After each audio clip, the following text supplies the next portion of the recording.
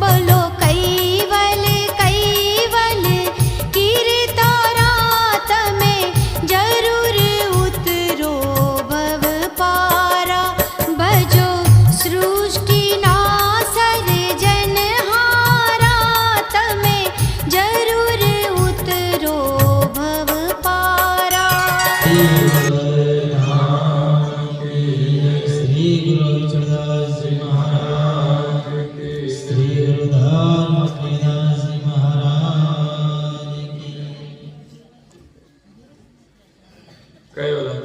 सबके साहेब सबके साहेब सबके साहेब।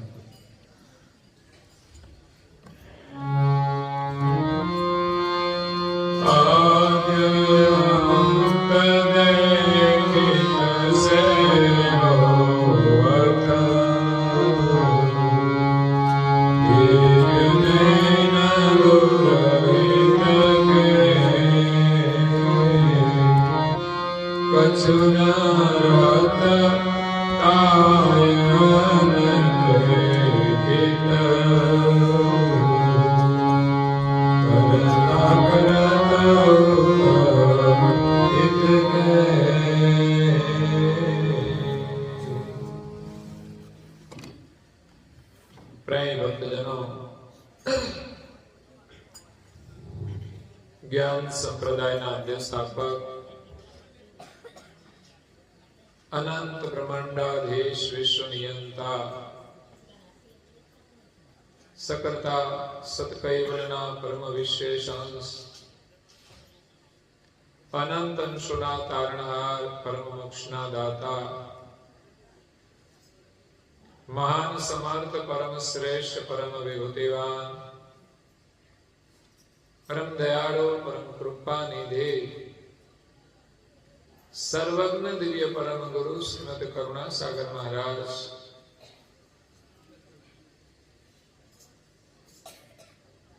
जगतना जीवोનું કલ્યાણ કરવા માટે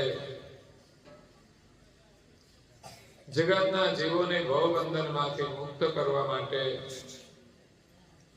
जगत कर्ताનો संदेश લઈને આ વિશ્વની અંદર 14 લોક અને 7 દીપમાં પ્રગટ થયા। જગતના જિજ્ઞાસુ અને મુમુક્ષુ અંશોને યથાર્થ જ્ઞાનનો ઉપદેશ આપતા સ્વરચિત સક્ર ચિંતામણી ગ્રંથના 17મા અંગને વિશે विरह અને વૈરાગનો ઉપદેશ આપતા કહે છે કે આદ્ય અંત દેખિત સે હોવત દિવ્ય નૈન દુર્હિત કે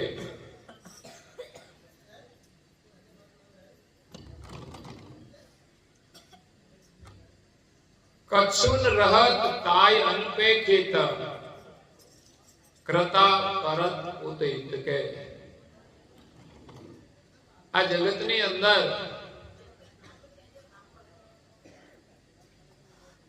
लोको घणो बधु भणे छे, अभ्यास करे छे, छतां पण ज्यां सुधी गुरुना शरणमां जता नथी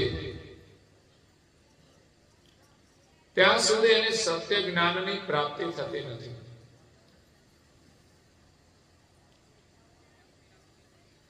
बाह्य जगतनुं ज्ञान मनुष्यने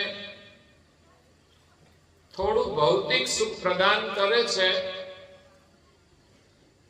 परंतु घणीवार ए ज्ञान एने पोताना जीवन माटे पण काम नथी आवतुं। ज्यारे गुरु पासेथी आपणे ज्ञान मळे छे त्यारे आपणे बीजो कोई अभ्यास करवानी जरूर रहती नथी। गुरुनुं ज्ञान न मळे त्यां सुधी समजवानुं आपणे कंई जाणता ज नथी। जगतनी अंदर आपणे बारनुं ज्ञान मळे छे, दुनियानुं ज्ञान मळे छे, જ્યારે ગુરુ છે ને આપણને આપણું જ્ઞાન આપે છે કે તમે કોણ છો, એને ઓળખો, નહીં તો પછી પોતાને જાણ્યા વિના દુનિયાભરનું જ્ઞાન અંતકાળે મનુષ્યને કામ લાગતું નથી. મોત સામે આવીને ઊભું રહે ત્યારે દુનિયાભરનું જ્ઞાન કામ લાગતું નથી. અને એ જ્ઞાન આપણે જન્મ મરણના ચક્રમાંથી મુક્ત કરી શકતું નથી. સદગુરુ આપણને આપણું પોતાનું જ્ઞાન આપે છે અને આપણા પોતાના માટે કંઈક કરવાનું છે. શરીર માટે તો જેટલું જરૂરી છે એટલું કરવું જોઈએ, પરંતુ પોતાને જાણવા માટે આપણે ગુરુના શરણમાં જવાની જરૂર છે. ગુરુ આપણને સૃષ્ટિની રચનાનું જ્ઞાન આપે છે કે આ જગતની રચના કેવા પ્રકારની છે. જગતની ઉત્પત્તિ થઈ ત્યારથી તે જગતના અંત સુધીનું જ્ઞાન આપે છે. એટલે જગતનું જ્ઞાન મળે તો જગત કર્તાને આપણે ઓળખી શકીએ છીએ. પણ મેં કહ્યું તેમ આ જગતની અંદર લોકોને દુનિયાનું જ્ઞાન છે, પણ એ કેટલું સામાન્ય જ્ઞાન છે, આપણે બધું જાણતા નથી.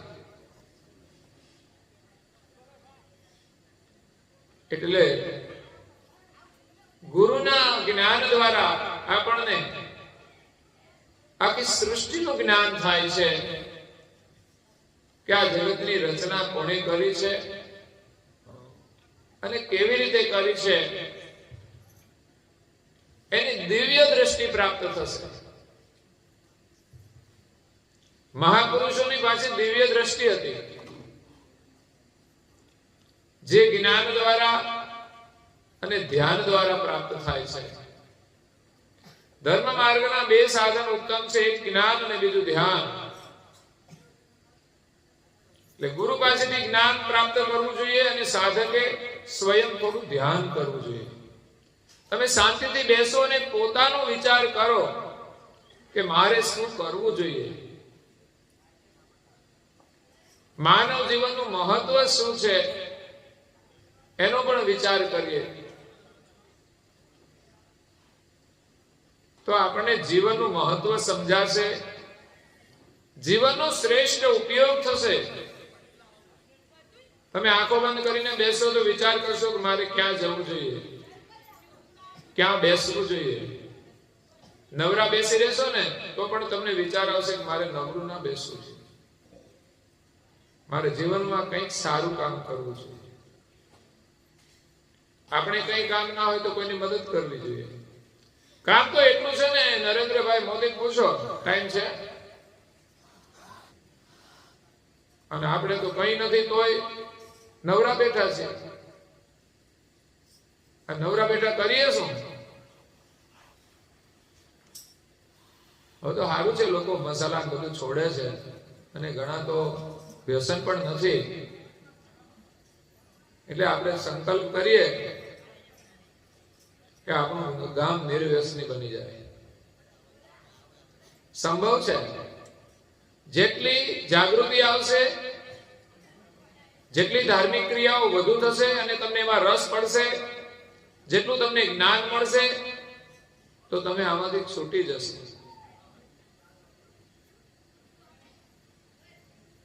અને મનુષ્ય જીવનનો શ્રેષ્ઠ ઉપયોગ કરશો. માનવ જીવન આત્મકલ્યાણ કરવા માટે મળ્યું છે, તો કમસે કમ આ સંસારની અંદર એને બરબાદ તો ન કરી. માનવ તરીકે તો જીવન જીવીએ, એટલું તો શીખવા મળે. તો ગુરુ આપણને સૃષ્ટિની આદ્યનું જ્ઞાન આપે છે કે આ જગતના કર્તા કોણ છે, એ મુખ્ય જ્ઞાન છે. એના વગર તો જીવ આ સંસારમાં કેટલાય કાળથી ભટકે છે અને કેટલાય કાળ સુધી ભટકતો રહેશે.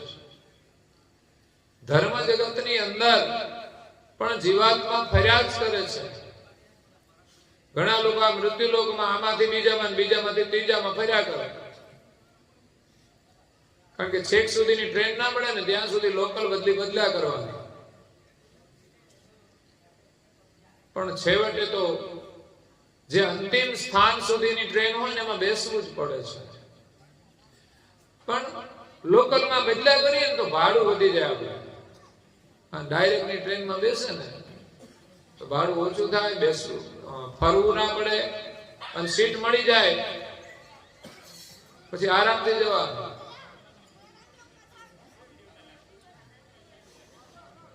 આમાં કઈ ઉભા નથી રહેવાનું. આ રિઝર્વેશન ડબ્બા છે બધા. કૈવલધામમાં જવાના રિઝર્વેશન સીટો છે. જ્યારે લોકલમાં તો છે ને ક્યાંય જગ્યા મળે ના મળે એવું છે. એટલે ગઈકાલે વાત કરી કે ગુરુના શરણમાં આપણું તન મન આપી દેવાનું છે. પરમ ગુરુની સેવામાં આપણે વિશ્વાસ થઈ જાય. નાની નાની ક્રિયાઓ કરીને આપણે એના આશીર્વાદ લેવાના છે.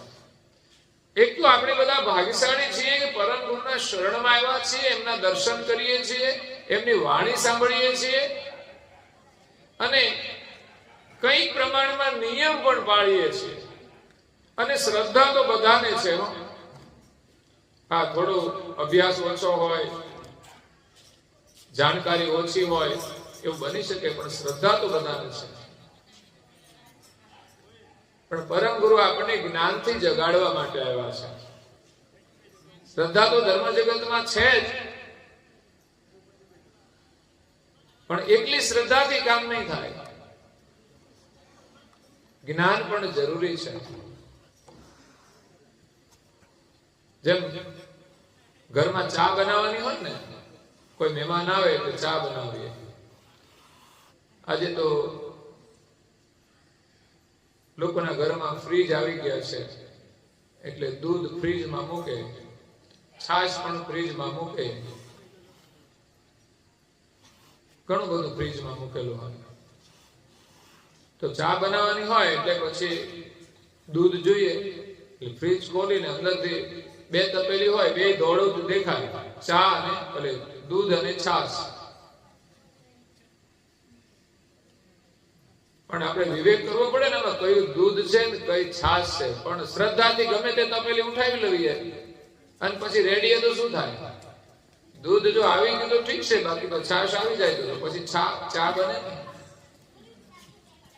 ગમે તેટલી શ્રદ્ધા હોય, પણ બે તપેલી માંથી આપણે જ્ઞાનથી વિવેક કરવો પડશે કે દૂધ કયું છે.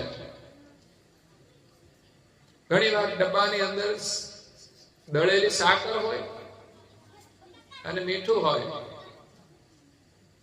તો લોકો વિચાર કરે શું છે, ચાખવું પડે. ખાંડ નાખવાની જગ્યાએ મીઠું જો મુઠ્ઠી ભરી નખાઈ જાય તો ઉપાધિ થઈ જાય, તો બધું ખારું ખારું થઈ જાય. એમ બધું સરખું દેખાતું હોય ને, પણ એમાંથી જ્ઞાનથી સમજવું પડે કે આ શું છે. આ દુનિયામાં છે ને ભગવાનની લાઈન લાગી છે, બધું હરખું દેખાય છે, પણ એમાંથી આપણે ભગવાનની ઓળખ કરવી પડશે. એટલે પરમ ગુરુમાં આપણી શ્રદ્ધા હોય બહુ જરૂરી છે ને, એ પણ કાચી નહીં હોવા છે, અડગ શ્રદ્ધા હોવી જોઈએ. અને શ્રદ્ધા માત્ર ક્રિયા વગરની નહીં, પણ નિયમ વાળી હોવી જોઈએ. ભલે નાનકડો નિયમ પાડો, પણ એ તમારી સાચી શ્રદ્ધા છે.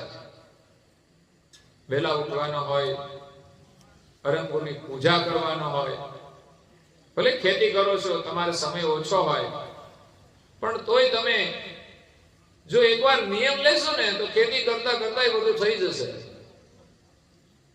આ ખેતી કરતા હોય ને એને વ્યસન હોય ને પછી દુકાને જવાનો ટાઈમ કાઢી લે.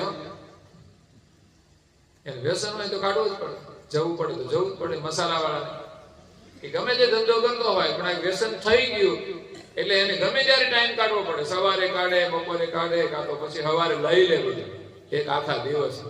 અને હવે તો એવી વ્યવસ્થા થઈ ગઈ છે ને, પેલા તો બધું મસાલા આમ ચૂનો નાખી નાખતા, હવે એક્સ્ટ્રા વ્યવસ્થા થઈ ગઈ, અલગ કોરા.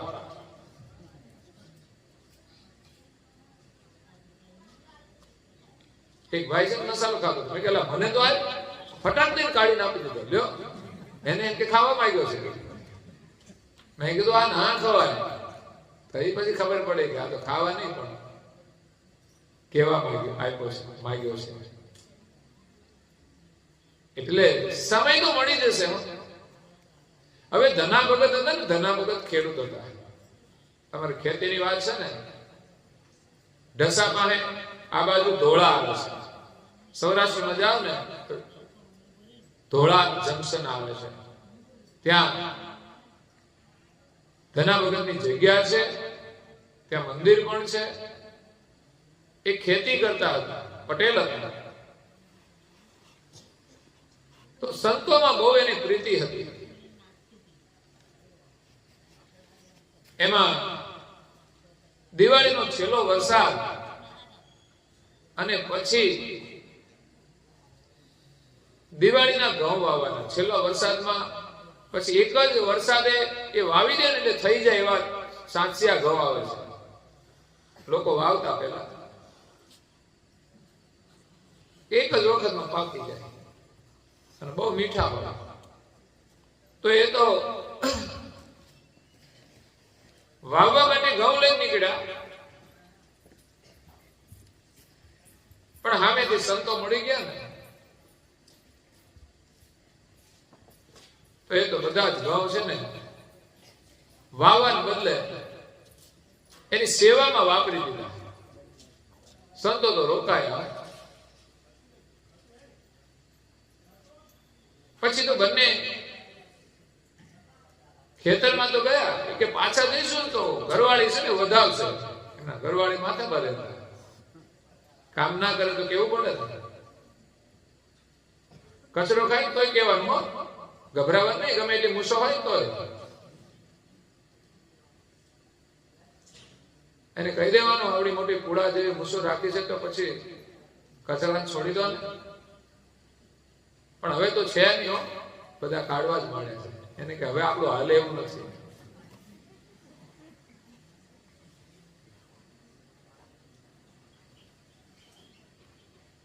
સાચી વાત કહેવી જોઈએ અને સાચી વાત સ્વીકારવી જોઈએ. કોઈ પણ વાત હોય, સાચી વાત કહેવી જોઈએ અને સાચી વાત સ્વીકારવી જોઈએ. એમાં અહંકાર નહીં રાખવાનો, વિચારવાનું ખરેખર મારે કરવું જોઈએ. તમે વિચારશો ને તો એનું પરિણામ આવશે, પણ મોટા ભાગે લોકો વિચારતા જ નથી અને પોતાની માન્યતામાં બંધાયેલા હોય ને આના વગર તો ચાલે જ નહીં. અમારે તો આમ કરવાનું એટલે અમારે જોઈએ. જે કોઈ કહીએ ને કે ભાઈ આ તમે કેમ ખાવ છો, તો કે અમારો ધંધો એવો ને કે તમે કેવો ધંધો કરો છો, તમારા ધંધા કેવા. બધાના ધંધામાં ટેન્શન હોય, મહેનત કરવાની હોય. એવો કોઈ ધંધો નથી કે આ વસ્તુ ખાવી પડે. એ ખાધા વિના પણ લોકો કામ કરતા જ હોય છે. એટલે એ ઘઉં વાવવા ગયા, એમને એક સાથી હતો. સાથી રાખતા હતા ને પેલા કે નહીં? આમ આપણે ગુજરાતી ભાષામાં હાથી કે, પણ સાથી જે મદદ કરે સાથી કે. તો એ બધું કામ કરતો. તો ધના ભગતે કહ્યું કે આપણે છે ને ઘરે નથી જવું, હાજે ઘરે જઈશું, ખેતર જઈએ. એ તો ગામના પાડોશીના ખેતર વાળા છે ને ફરિયાદ કરશે. એટલે એ તો પછી નદી પાસેથી છે ને વેકરો ભરી લીધો ગાડા અને પછી ખેતરમાં ગયા. સાથીને કહી દીધું કે આ બધો તું વાવી દે.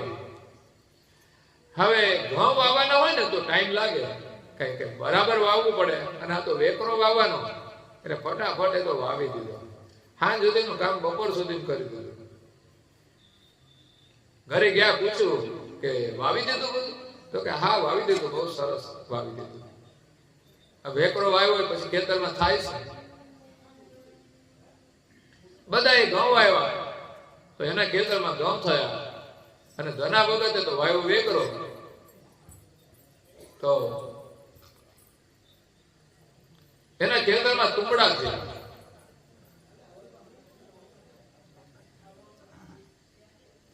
એટલે ઘરેથી પૂછ્યું પૂછે કે કેવા ઘઉં છે, તો ઘઉં તો બહુ સરસ છે.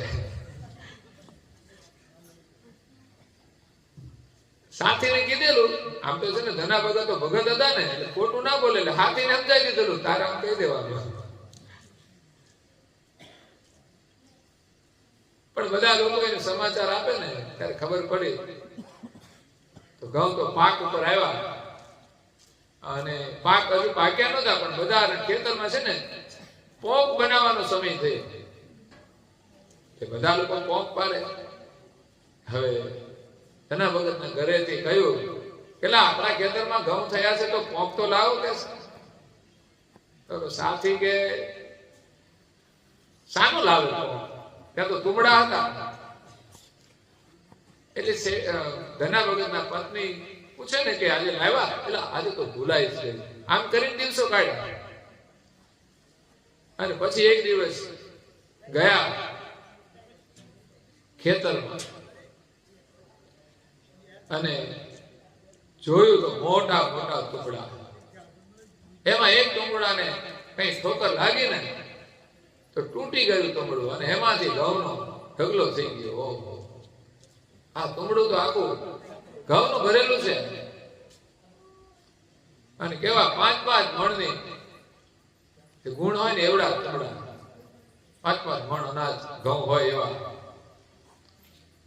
ત્યારે લોકોની આંખો છે ને 2 માંથી 4 થઈ ગઈ. 2 હોય તો એમ લાગે કે આ બધું તુમડા છે, આમાં શું હોય, પણ તુમડામાંથી ઘઉં નીકળે ને ત્યારે લોકોને આશ્ચર્ય થયું. કારણ કે એ ભગવાનનું ભજન કરતા હતા, ભગવાન ઉપર એને બહુ ભરોસો હતો. બાકી આપણે એનું અનુકરણ કરીએ ને તો પાછા ઘઉંના ઓલા વેકાળમાં તુમડા ના થાય, પણ આમાં એનો ભરોસો કેવો છે ને એ જોવાનું છે. ને તો ઘણા કે ભાઈ ધના ભગતે કર્યું એમ આપણે કરીએ તો પછી બીડી પીવાની બંધ કરવી પડે. આપણે બીડીઓ ફૂંકતા હોય ને પછી વેકરો વાવીએ ને તો પછી તુમડા ના થાય. ધના ભગત જેવી ભક્તિ કરવી પડે, ધના ભગત જેવો વિશ્વાસ જોઈએ. આ તો સંજોગ એવા હતા એટલે એમણે કર્યું, બાકી એને ઘઉં જ વાવતા ને, પણ ઘરમાં હતું નહીં એટલું બધું. એને તો માંડ માંડ કરીને બિયારણ રાખ્યું હતું, અને સંતો આવ્યા ટાઈમે અને એના ઘઉં તો પૂરા કરી દીધા. એટલે જો ભગવાનમાં ભરોસો હોય, તમે નિયમ લેવા માંડશો ને એટલે તમારું જીવન બહુ સરળ થઈ જશે.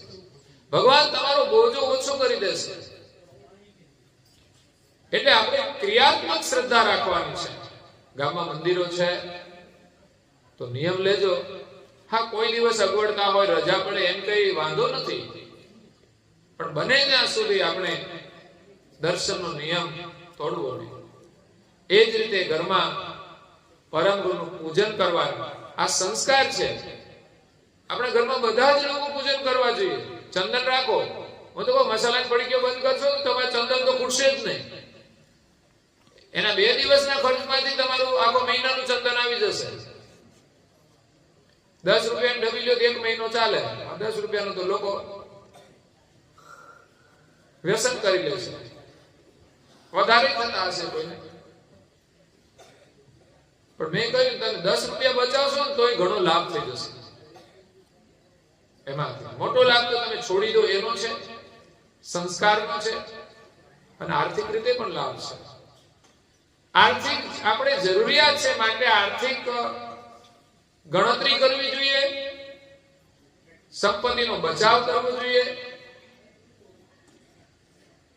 કામ વગરનો ખોટા માર્ગે 1 રૂપિયો પણ વપરાવો ના જોઈએ. આવા આપણે સિદ્ધાંતવાદી બનવાનું છે તો આ કચરો ખાવાની છૂટી જશે. અને ધર્મનું કાર્ય હોય ત્યાં આપણે ધના ભગતની જેમ કામ કરવાનું. એ ખેતરમાં વાવવાનું છે, પણ જ્યારે આપણું ધર્મ હોય, સંતો આવ્યા હોય, એની સેવા કરવાની હોય તો એને આપણે આપવું જોઈએ. અને વાવેતર તો 2 પ્રકારનું છે ને. એક ખેતરમાં વાવીએ તો એમાંથી ઉગે છે, અને જીવનમાં તમે સારા કામની અંદર વાપરો છો ને એ પણ વવાય છે. એટલે ધના ભગતે ખેતરમાં વાવવાનું હતું ને એ સેવાની અંદર વાવી દીધું. એ કે આમાં તો 2-4 મહિને ફળ આવશે, આ તો તત્કાળ ફળ આપે છે. સેવા કાર્ય કરીએ ને ભગવાન સાથે આપણી સુરતા લાગી જાય. આ પુણ્યનું ફળ છે. ઘણા કે ધ્યાનમાં બેસે છે પણ મન લાગતું નથી. ક્યાંથી લાગે? કારણ કે જે કામ કરતા હોય ત્યાં જ મન જાય ને.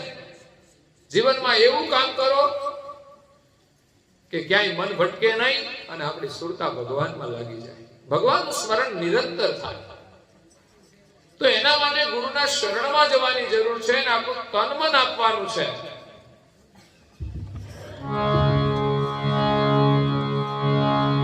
એના માટે તુલસીદાસ મહારાજે બહુ સરસ ભજન કહ્યું છે.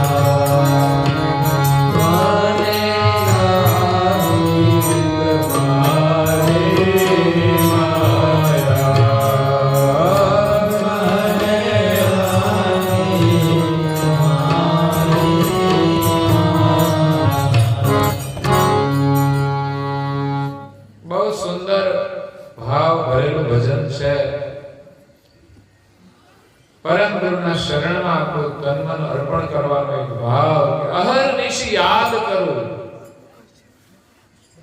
પરમ ગુરુનું સ્વરૂપ એટલું સુંદર છે કે જેને દર્શન કર્યા પછી એમની મૂર્તિ આપણી આંખોમાંથી વિસરાય નહીં. અહર્નિશ યાદ કરું, નહીં નહીં નિરીખ્યા કરું. આપણા ઘરમાં પરમ ગુરુનું સ્વરૂપ હોય ને તો ક્યાંય આપણી દ્રષ્ટિ રોકાય નહીં, માત્ર ને માત્ર પરમ ગુરુને નિરીખ્યા જ કરે.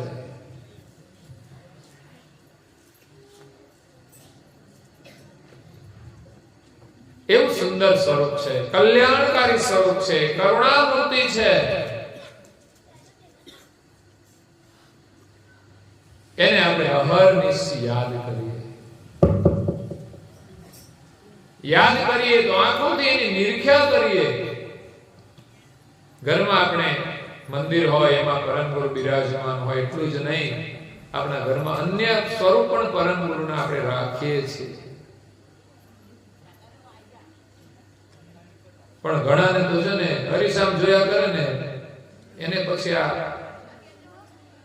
દર્શનમાં પ્રીતિ ના થાય કે હરિસામ જોયા કરે. અને અમારી યંગ પેઢી છે ને, યુવાન, એ તો વાળ જ આમ કર્યા કરે. ગાડીનો હરીસો જોઈ જાય તો એમ જોઈ લે ભાઈ છત્રી તારી બરાબર જ છે.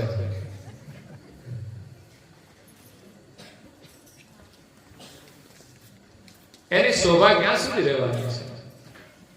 પણ છતાંય આપણે બધા મિથ્યાની અંદર છે ને અંજાઈ ગયા છીએ અને સત્યને ભૂલી ગયા છીએ. તો અહર્નિશ યાદ કરું, નહીં નહીં નિરીખ્યા કરું. સદગુરુ રાયા, સદગુરુ એ રાજા છે આ જગતના. મને લાગી તમારી માયા. સંસારની માયા છોડી અને આપણે સદગુરુની જે માયા છે ને એ માયામાં આપણે જોડાવાનું છે.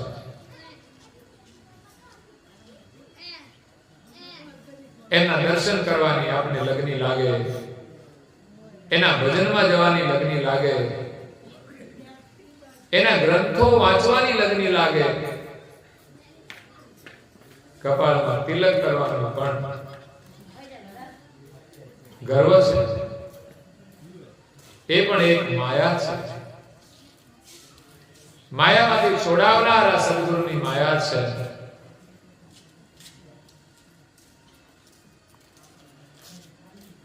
તો એના શરણમાં આપણે પ્રાર્થના કરીએ કે મંગલકારી મનોહર મૂર્તિ, પરમ ગુરુની મૂર્તિ એનું સ્વરૂપ કેવું છે? દિવ્ય છે, મનોહર, આપણા મનને હરણ કરે એવું, આપણું મન શાંત થઈ જાય એવું, આપણું મન નિર્વિકારી બની જાય એવું સુંદર સ્વરૂપ. એટલે વારંવાર પરમ ગુરુના દર્શન કરીએ.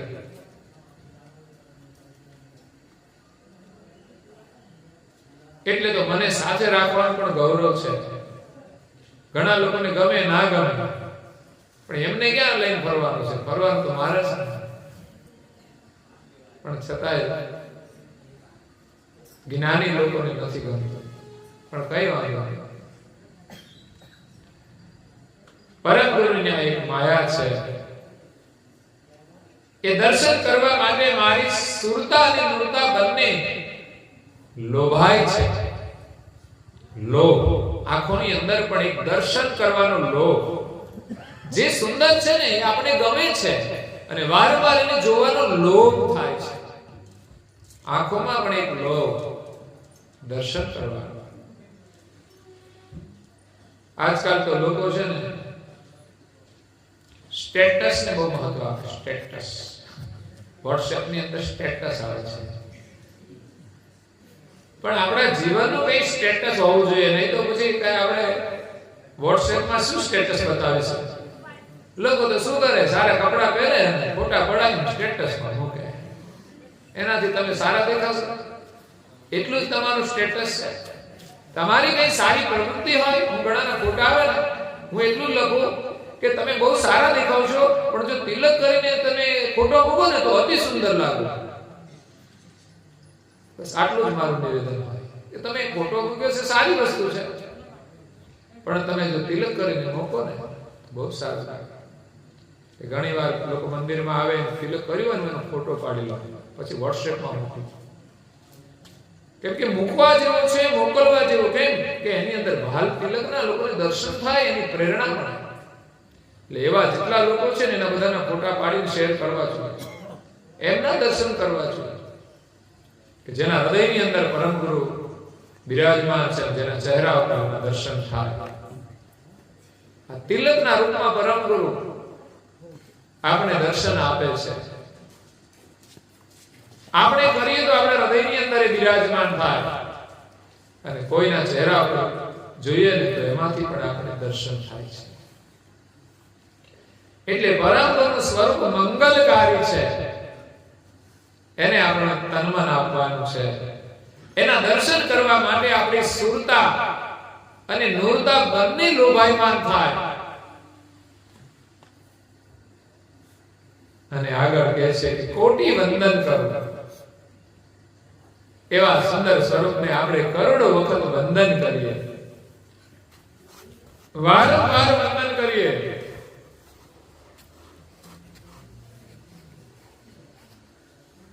બે હાથ જોડીને વંદન કરીએ, મસ્તક નમાવીને વંદન કરીએ.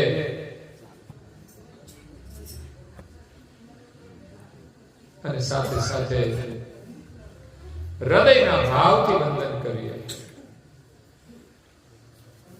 વંદન બહુ જ મહત્વના છે. ગુરુ મહારાજ આગળ વંદન કરીએ ને એટલે આપણી અંદર નમ્રતા આવે છે. જેનામાં નમ્રતા હોય ને એની અંદર સદગુણો આવે છે. જે નમે ને એનામાં સદગુણ આવે છે. અને જ્યાં અહંકાર હોય છે ને ત્યાં ખાલી હોય છે. કુવાની અંદર પાણીની ડોલ નાખીએ ને એ ઊભી રહે ને તો એમાં પાણી ના આવે. અહંકારની જેમ ઊભી રહે તો પાણી ના આવે. ઘણા લોકો છે ને આપણે કઈ કામ સોંપો તો વાંકા ના વળે, ઊભા જ રહે, જાળવા જાય. પણ જીવનમાં સેવા માટે છે ને આપણું શરીર વળવું જોઈએ, આપણું મન વળવું જોઈએ, તો જીવનમાં કંઈક લાભ થશે. અને એ જ આપણા જીવનને ઉન્નત કરશે, એ જ આપણા બાળકોને પણ સુખી કરશે. આપણા બાળકો સુખી હોય ને તો આપણા સંસ્કારી જીવનથી સુખી હોય છે, એને પ્રેરણા મળતી હોય છે. બાળકો મા બાપને પ્રેમ કરે છે ને એના સંસ્કારને પ્રેમ કરે છે. બાકી માતા કે પિતાની અંદર સંસ્કાર ન હોય તો છોકરાઓ નફરત કરે કે ક્યાં આના કુખે જન્મ લીધો, ક્યાં આ ઘરમાં જન્મ લીધો. એટલે આપણું જીવન સંસ્કાર નહીં બને એનું આપણે ગૌરવ હોવું જોઈએ. કોટી વંદન કરું. વંદન તો ઘણી જગ્યાએ કરવાના હોય છે, પણ નારણદાસજી મહારાજ કહે છે પ્રથમ પરમ ગુરુને નમો દિયે કરતા સંબંધી જ્ઞાન. આ જગતની અંદર મોટામાં મોટો ઉપકાર કરનાર પરમ ગુરુ કરુણા સાગર છે. પહેલા પ્રણામ ગુરુદેવને અને એમના આશીર્વાદથી પછી ઘરમાં આપણા વડીલો હોય માતા પિતા, બીજા પ્રણામ માતા પિતાને, ત્રીજા બીજા કોઈ વડીલો હોય એમને પણ આપણે પ્રણામ કરીએ. અને જ્યારે પણ સાધુ સંતો મળે તો એને પ્રણામ કરીએ. કારણ કે ગુરુ અને સંતના શરણ વિના કોઈને પણ આ જગતમાં મોક્ષ મળવાનું નથી. એટલે ગુરુની પણ આવશ્યકતા છે અને સંતો સાથે પણ આપણે સ્નેહ રાખીએ કે જેના સત્સંગથી, જેના સંગથી આપણને એક સારી પ્રેરણા મળે. એક તો એના જીવનમાંથી પ્રેરણા મળે છે અને બીજું એના સત્સંગ દ્વારા પ્રેરણા મળે છે. સંત દર્શનનો પણ લાભ છે. એમના જે વિચારો છે, એની જે ઉર્જા છે એ આપણને પ્રાપ્ત થાય. એટલે પ્રણામ કરવા જોઈએ. આપણા બાળકોને પણ એ સંસ્કાર આપવા જોઈએ. આપણે કરીશું ને તો બાળકોમાં પ્રેરણા મળશે. જેમના સંતાનો નાના હોય, એમના ઘરમાં એના વડીલો પણ બેઠા હોય, તો એ એમના વડીલને પગે લાગે તો બાળકો જુએ ને કે મારા પપ્પા તો છે ને દાદાને પગે લાગે છે, તો એ છોકરાઓ એમના પપ્પાને પગે લાગશે કે નહીં? દાદાને પણ લાગશે અને એના પપ્પાને પણ લાગશે. પણ જો એના પપ્પા દાદાને છે ને અપમાનિત કરતા હશે ને તો બાળકોની અંદર સદભાવ નહીં આવે. તમારા પ્રત્યે લાગણી હોય છે પિતા હોય એટલે, પણ ધીમે ધીમે તમારો જે વ્યવહાર હોય છે ને એને જોઈને બાળકોની અંદર પણ તમારા પ્રત્યે જે પ્રેમ હોય ને ધીમે ધીમે ઓછો થતો જાય. એ મોટા થઈ જાય ને પછી તમારો એ જ વારો આવે. તો આપણે આચરણ કરવાનું છે અને બાળકોને પ્રેરણા આપવાની છે. તો અહીંયા તુલસીદાસ મહારાજ કહે છે કે કોટી વંદન કરું તન મન વારી ધરું, સદગુરુ રાયા મને લાગી તમારી માયા. કરોડો વાર આપણા શરણમાં હું પ્રણામ કરું છું. એમાં કરોડો વખત વંદન કરવાનો આપણો ભાવ પ્રગટ કરવાનો છે. અહીંયા જે કરોડો વખત વંદન કરવાની વાત કરી છે ને એ ભાવ પ્રદર્શિત કરે છે કે ગુરુના શરણમાં તન મન અર્પણ કરીને સમર્પિત થઈને એ વંદન કરે છે.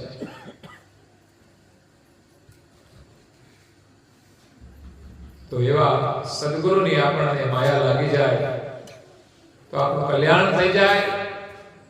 એ પરમ ગુરુ પ્રત્યે આપણે અહોભાવ થાય કે પરમ ગુરુ પ્રાણ પ્યારા. પરમ ગુરુ કેવા છે? પ્રાણથી પણ પ્રિય છે. અને બીજા શબ્દોમાં કહ્યું મારી આંખલડીના તારા. પરમ ગુરુ કોણ છે? પ્રાણથી મને પ્રિય છે અગર તો પ્રાણ આપનારા છે. અને આંખલડીના તારા એટલે આપણી આંખના તારા છે જે આપણને આ દ્રષ્ટિ આપે છે, આખા વિશ્વની દ્રષ્ટિ પ્રદાન કરનારા છે. એને આપણે સુખમાં પણ સ્મરણ કરીએ અને વિપત્તિ આવે ને તો પણ એને ભૂલીએ નહીં. નહીં તો ઘણી વાર લોકો શું કરે?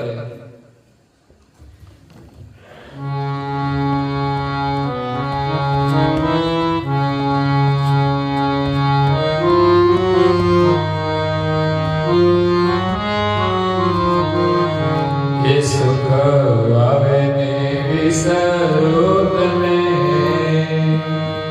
દુઃખોમાં યાદ કરો. સુખ આવે ને વિસરો તને, દુઃખોમાં યાદ કરો. જ્યારે મુશ્કેલી બહુ પડે ત્યારે તને યાદ કરો. જ્યારે મુશ્કેલી બહુ પડે ત્યારે તને યાદ કરો. હોળી થાય ત્યારે બે પૈસાની બની જાઓ તો બહુ અભિમાની. એ જ્યારે ખાવાના સાસા પડે ત્યારે તને યાદ કરો. ખાવાના સાસા પડે ત્યારે તને યાદ કરો. સુખ આવે ને વિસરું તને, દુઃખમાં યાદ કરું. દુઃખમાં યાદ. મોટા ભાગે આવું હોય છે. દુઃખ આવે ત્યારે ભગવાન યાદ આવે, અને સારું કહેવાય યાદ આવે, બાકી છે ને એ પણ યાદ ના આવે. માણસ આત્મહત્યાઓ કરી લેતા હોય છે, પણ દુઃખમાં યાદ કરવા એ પણ એક સ્વાર્થ છે કે જરૂર પડી ત્યારે યાદ કરે. હગા એમ જ હોય છે ને, જરૂર પડે ત્યારે આવે, પણ સારું થઈ જાય કોઈ પૂછતું નથી. સુખ આવે ને વિસરું તને, સુખ આવે ને તો ભગવાન બોલાય થાય. પછી એમ લાગે કે અત્યારે ભગવાનની કઈ જરૂર નથી. પણ સુખ એના થકી જ હોય છે. સુખમાં પણ પ્રભુ ભૂલાય નહીં. સુખનો પણ અભિમાન ના આવે. મૂડી થાય ત્યારે 2 પૈસાની બની જાવ હું તો બહુ અભિમાની.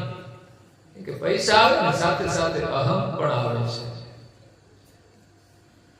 જરૂર પૂરતા મળે ત્યાં સુધી અહમ ના રહે, પણ વધવા મળે ને એટલે અહમ આવે. પછી તો 2 ભાઈ ભેગા રહેતા હોય ને તો ભાઈ કમાતા હોય ને બેન ને અહમ આવે કે આપણે જુદા થઈ જવું છે. કેમ તો આપણે આવક વધી ગઈ ને, એમ કે નહીં કે આવક વધી છે, પણ મનમાં અહમ આવે કે આપણે જુદા થઈ જવું છે.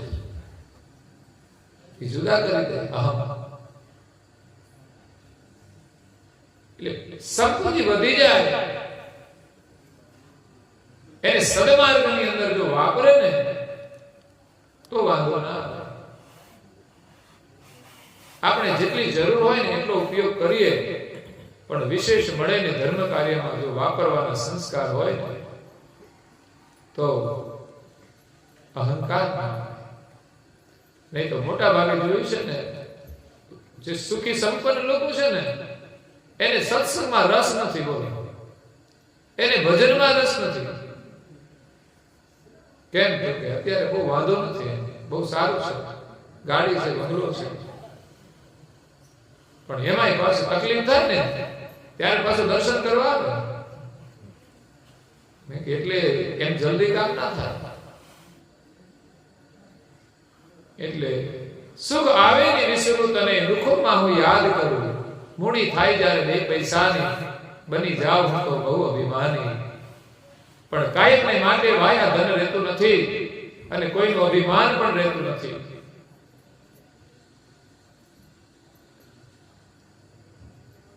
અભિમાનથી માણસ ફૂલી શકે છે પણ ફરી શકતો નથી. ફૂલાય માણસ, અભિમાનથી બહુ ફૂલાય, અને બહુ ફૂલાય તો શું થાય? ફટાક્યો થઈ જાય. શું થાય? ફુગાની અંદર બહુ હવા ભરવામાં આવે તો શું થાય? ફટાકડા થઈ જાય. રાવણનો થઈ ગયો, એવા તો ઘણાનો થઈ ગયો. સંસારની દરેક ચીજ પરમાત્મા જ આપી રહ્યા છે, એનું ક્યારે અભિમાન ન કરવું જોઈએ. જેટલું આપણા જીવનમાં જરૂરી હોય ને એટલું વાપરવું, અને બાકી છે ને જરૂરિયાતમંદ માટે આપણે ઉપયોગ કરવો જોઈએ. જરૂરથી વધારેનો આપણે ઉપભોગ કરીએ ને તો આપણે પણ દુખી થઈએ છીએ.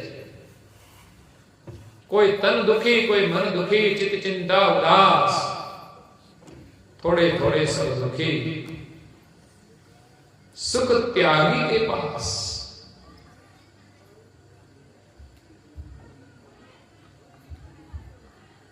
એટલે જીવનમાં ક્યારે અભિમાન ન કરવું જોઈએ.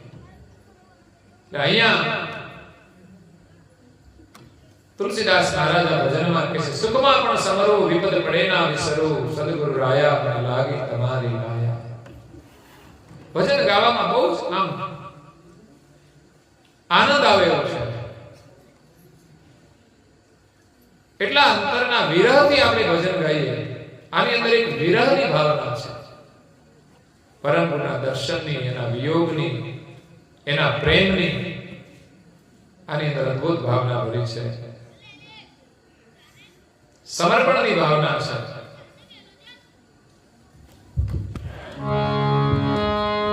તમને યાદ કરનારા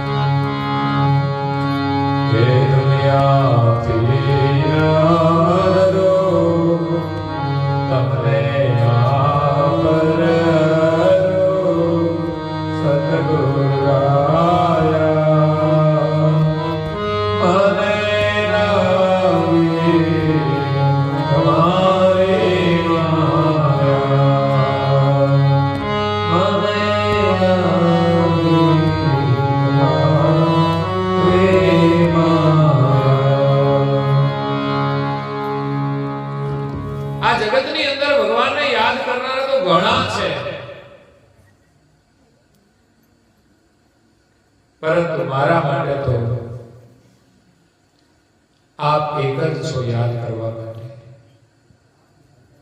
બીજા તો યાદ કરતા હશે, પણ મારા માટે તો તમે એક છો. હવે દુનિયામાં મને કોઈની બીક નથી.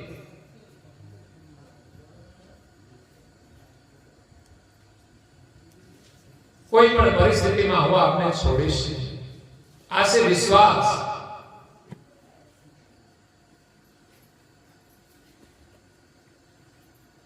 જેની સાથે આપણે પ્રેમ કર્યો હોય, પ્રેમ જોડાયો હોય, એનો સાથ ક્યારે છોડવો ના જોઈએ. અત્યારે તો લોકો લગન પ્રેમ લગન કરે, વળી પાછા રે 6 મહિના અને પછી કે હવે તમારી સાથે નથી રહેવું. આવા લોકો દુનિયામાં સુખી થવાના નથી. એટલે ભગવાન સાથે તો એવો પ્રેમ કે કોઈ પણ પરિસ્થિતિમાં એને છોડવાના નથી. અને ભગવાનનું ભજન કરવા માટે કોઈનાથી ડરવાનું અને શરમાવાનું નહીં. હોય ઘણી વાર લોકો શરમાતા હોય છે.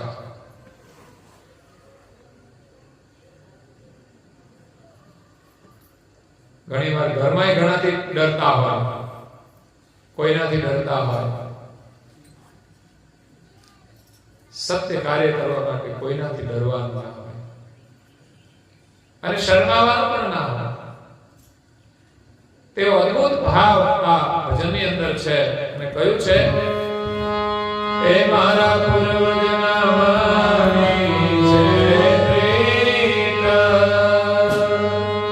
નિભાવે રાખવી છે.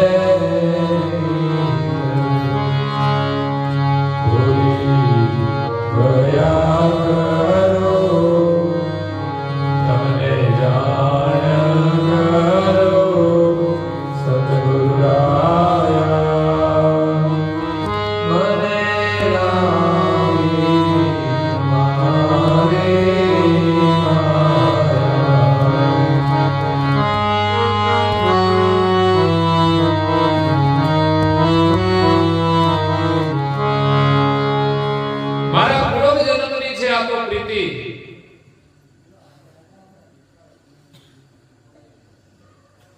એવો આપણો અંતરનો ભાવ હોય.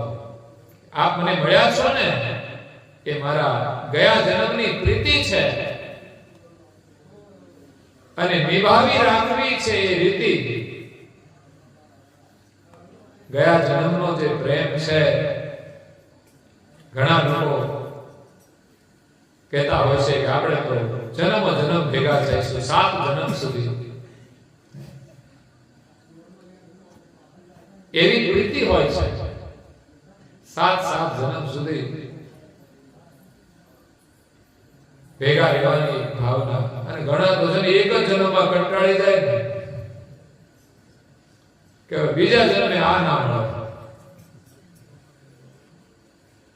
જીવન એવું જીવવું જોઈએ કે જીવન સાથીને ક્યારેય અભાવ ન થવો જોઈએ. અને એનું મૂલ્યાંકન આપણે કરવાનું છે આપણા વ્યવહારથી, કે આપણો વ્યવહાર યોગ્ય છે.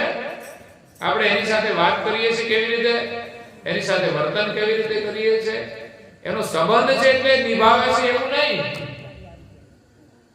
આપણા પ્રત્યેને પ્રેમ હોવો જોઈએ. અંદરથી કોઈ ક્રિયાથી અભાવ ન થવો જોઈએ. એવા જીવન સાથી હોવા જોઈએ. તો મારા પૂર્વ જન્મની છે પ્રીત અને નિભાવી રાખવી છે રીત. તમે કઈ ભૂલી તો નથી ગયા ને, એમ તમને યાદ કરું છું. આ અંદરનો એક ભાવ વ્યક્ત કરે છે, બાકી એ નથી ભૂલી ગયા. આપણે ના ભૂલી જઈએ એનું ધ્યાન રાખવાનું છે.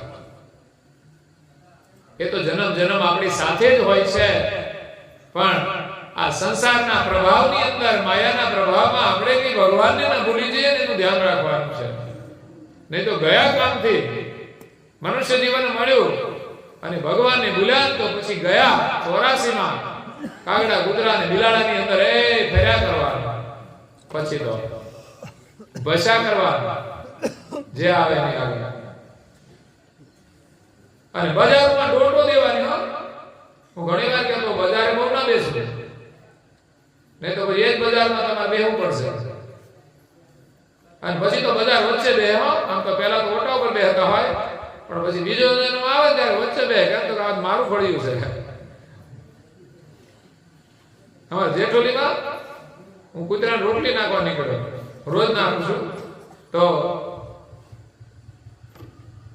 ના મળે તો શોધું, આમ મંદિરની પાછળ જવું, ત્યાં છે ને કૂતરા ભસતા હતા, ભસે ને ત્યાં જાવ એટલે મેં કીધું રોટલી નાખો, પણ રોટલી તો એ ખાવા જ નતા આવતા, પણ એને ભસવા બહુ રસ હતો.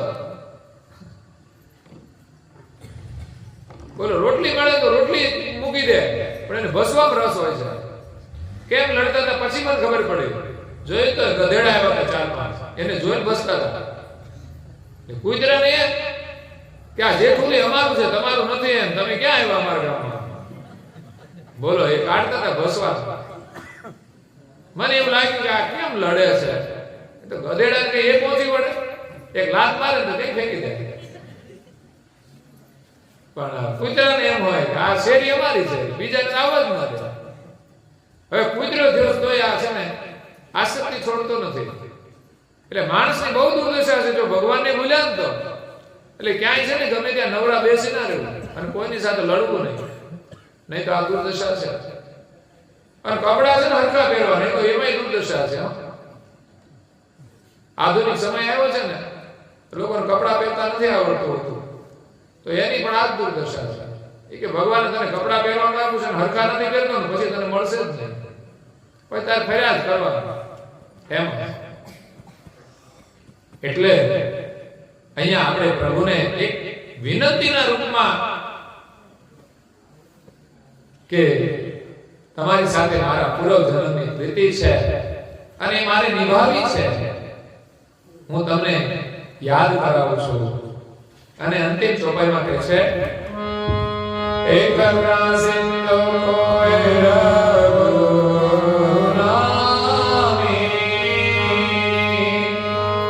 દાસરમ છોડના સાચા સ્વામી,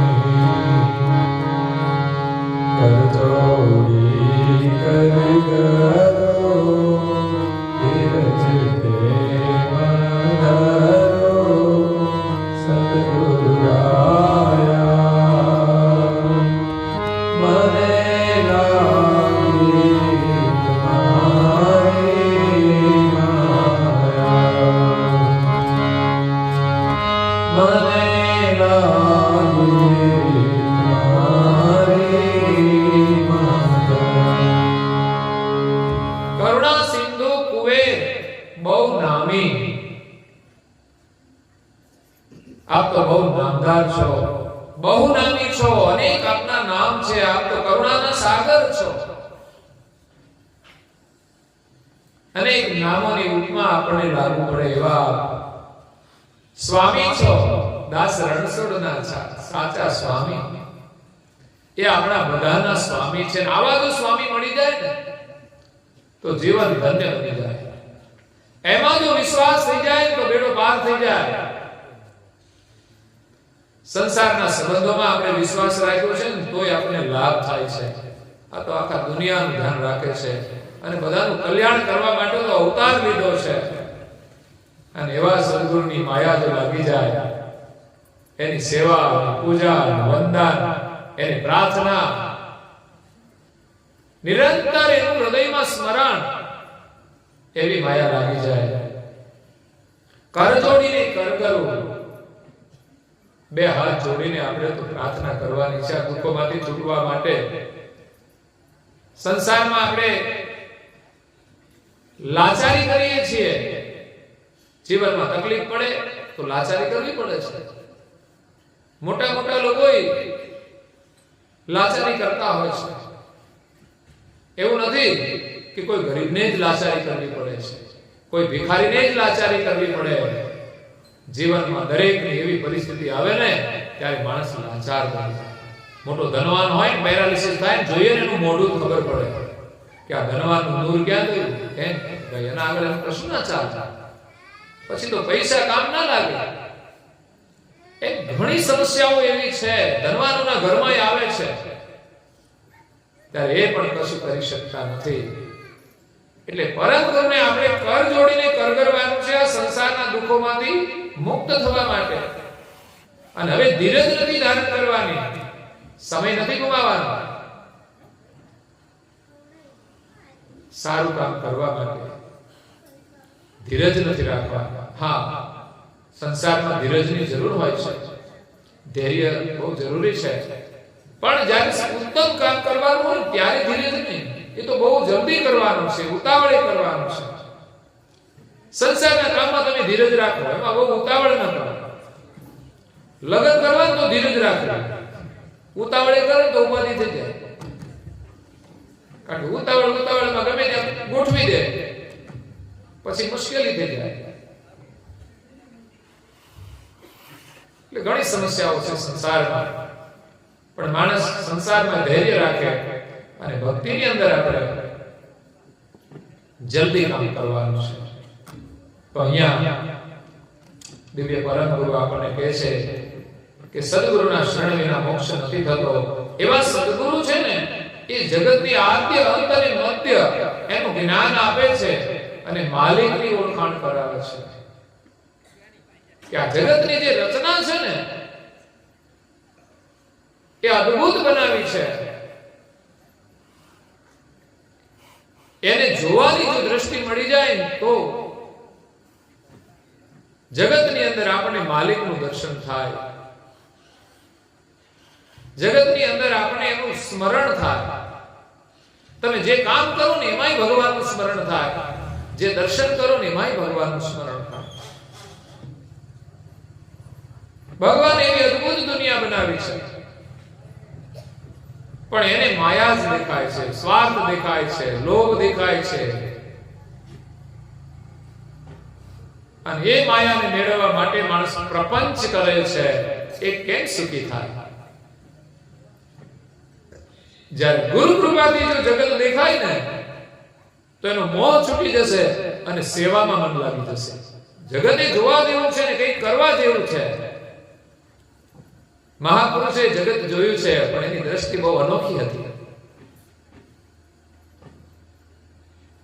જ્યારે દુનિયામાં લોકો છે ને સંસારના પ્રવાહમાં તણાય છે, એટલે આદ્ય અંત દેખિત સે હોવર. કોઈ આપણને બતાવે ને તો આપણને દેખાય કે કેવી રીતે આ જગત ઉત્પન્ન થયું અને આનો અંત ક્યારે આવશે.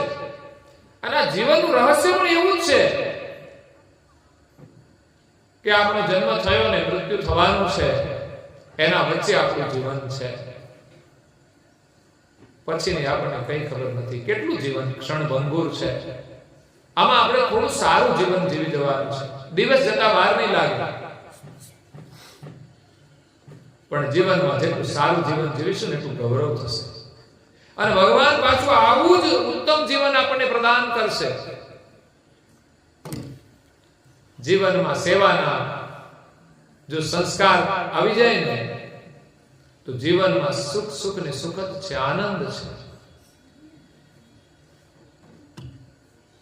કચ્છું રહત આય ખેત. સદગુરુ મળે ને તો આ જગતમાં કશું અજાણ્યું ન રહે. જ્યારે દુનિયાની અંદર લોકો આખી જિંદગી ભણે ને, તો એને સાચું જ્ઞાન નથી મળતું, એને સાચી દ્રષ્ટિ નથી મળતી જોવાની. દુનિયા જોઈને લોકો ગાંડા થઈ જાય છે. અગર તો થોડા ઘણા પૈસા ભેગા થાય ને, તો બધા વાપરી આવ્યા, ફરવા ગયા, પણ છતાંય જગતને એ સાચી રીતે જોઈ નથી શકતા. પણ સદગુરુના શરણમાં જે પોતાનું તન મન અર્પણ કરે, એનું જ્ઞાન જો સાંભળે ને, તો આખી દુનિયાનું દર્શન. તમે વિચાર તો કરો કે આપણે 14 લોક જોયા નથી, પણ કરુણાસાગર મહારાજશ્રીએ આપણને 14 લોકનું દર્શન કરાવી દીધું. કે હું સૌપ્રથમ નિરંજનના ધામમાં ગયો, ત્યાં નિરંજને મારો આદર કર્યો, એમને મેં કૈવલનો લક્ષ્ય આપ્યો. પછી હું શક્તિના ધામમાં ગયો, એ શક્તિએ પણ મારું શરણ ગ્રહણ કર્યું, એમને પણ કૈવલનો લક્ષ્ય આપ્યો. ત્યાંથી પરમ ગુરુ ગૌલોકમાં જાય છે, ત્યાં શ્રી કૃષ્ણ છે એનું ગૌલોક. તો ત્યાં પણ જે ભક્તો હતા એમને પણ પરમ ગુરુએ કૈવલ લક્ષ્ય આપ્યો.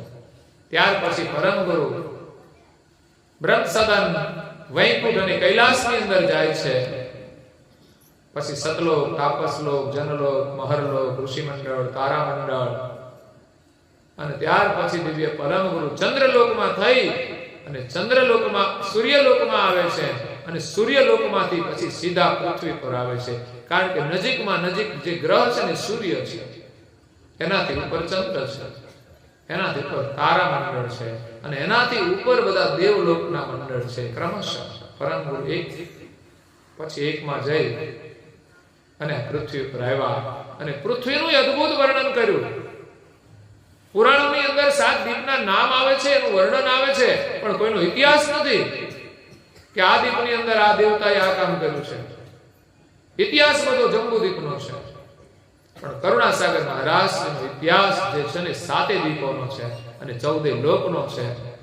આટલો સામૂહિક ઇતિહાસ આપણને ક્યાંય જોવા નહીં મળે. તો આ એક જગતનું દર્શન છે. ત્યારે આપણને ખબર પડે કે આ દિવ્ય પુરુષ કોણ છે, એનો મહિમા સમજાય.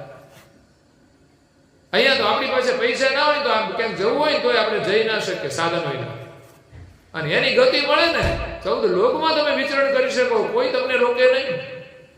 તપસ્વી રઘુરામ મહારાજ 5 મુદ્રાઓ સિદ્ધ કરી આ જગતમાં એને ક્યાંય પણ જવું હોય કોઈ સાધનની જરૂર ના પડે, એવી દિવ્ય ગતિ મળી જાય છે. તો આ જગતને માત્ર જોઈને આપણે તો ચકિત થઈ ગયા છીએ, પણ આજે દેખાય છે ને આજે એ ભવિષ્યમાં રહેનારું નથી. એટલે આપણા માટેની એક વ્યવસ્થા છે, બાકી આપણું કશું છે નહીં, અને આપણને આ કશું કામ લાગે તેમ નથી. એક સોયની અણી પણ આપણે સાથે નથી લઈ જઈ શકતા. તો પછી આ સંસારમાં જે કંઈ આપણને મળે ને એનો મોહ છોડી અને એનો આપણે સદુપયોગ કરવો જોઈએ. આ શરીર હોય કે ઘરમાં કોઈ વ્યવસ્થા હોય, તો લોકોને સારી વ્યવસ્થા થાય, સારું મકાન બનાવે, સારા ઘરમાં બેડ લાવે અને પછી 9 વાગ્યા સુધી ઊંઘે બેડમાં. તો ઊંઘવા માટે આ જીવન નથી મળ્યું. આપણા ઘરમાં વ્યવસ્થા ભલે ગમે તે થાય, એનો પણ નિયમ છે, આરામ કરો. પણ કદાચ કોઈની જરૂરિયાત હોય ને તો આપણે એમાંથી એની મદદ કરવી જોઈએ. આપણી પાસે હોય વધારે તો. અને ઘણા લોકો આજે સેવા યજ્ઞની અંદર લાભ લઈ રહ્યા છે, જેની અંદર સંસ્કાર છે, જેની અંદર સમજણ છે.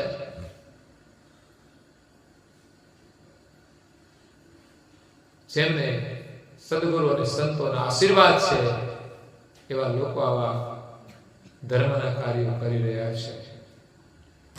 એટલે સદગુરુની કૃપાથી આપણને આ જગતની રચનાનું જ્ઞાન થાય ને તો માલિક આપણને યાદ આવે. એ કરી તો જુઓ રે કોઈ કરી તો જુઓ મારા વાલા, જેવું કોઈ કરી તો જુઓ. જગતની રચના કેવી બનાવી છે ને એની વાત કોઈ આ ભજનોમાં લખી છે. સૂર્ય ને ચંદ્ર મારા વાલા એ બનાયા, સૂર્ય ને ચંદ્ર મારા વાલા એ બનાયા. થશે આપણાથી કઈ? તો એવા ભગવાનને આપણે યાદ કરીએ. એ આકાશના તારા કોઈ ગણિત દો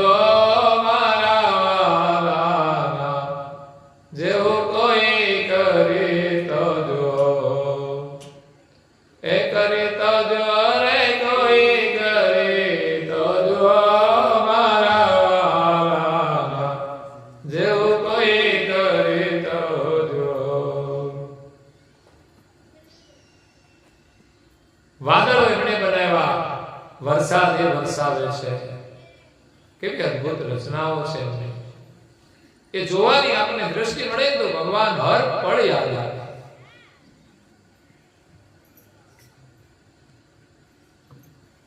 નાળિયેર બનાવી છે, એના ઝાડ કેટલા ઊંચા છે, અને એને નાળિયેર લાગેલી નાળિયેરની અંદર મધુર પાણી ભરેલા હોય છે. નાળિયેરને તો ખારું પાણી પીવે ને, પણ નાળિયેરની અંદર તો એવું મધુર પાણી આવે છે. આ ભગવાનની રચના છે. એમણે કેવા અંકુરો બનાવ્યા, મરચા તીખા બનાવ્યા, કોઈ વસ્તુ ખાટી બનાવી, કોઈ મીઠી બનાવી, ફળના સ્વાદ કેવા વિવિધ પ્રકારના બનાવ્યા. ખાટા પાછા એક પ્રકારના નહીં, ટામેટાય ખાટા હોય, લીંબુય ખાટા હોય, આંબલી ખાટી હોય, દ્રાક્ષ ખાટી હોય, જુદી જુદી વસ્તુના સ્વાદ જુદા જુદા છે. જો ખરા એક વસ્તુને આપણે ખાઈએ ને તો એને વિચારીએ પણ ખરા કે આ દ્રાક્ષ બનાવી છે કેવી, એની અંદર રસ ભર્યો છે કેવો, આમ કવરમાં પેક કરીને. આપણાથી કઈ થાય એમ છે? ભગવાનની બનાવેલી વસ્તુઓ અને એક લુખાની અંદર બધી આમ ચોટેલી હોય,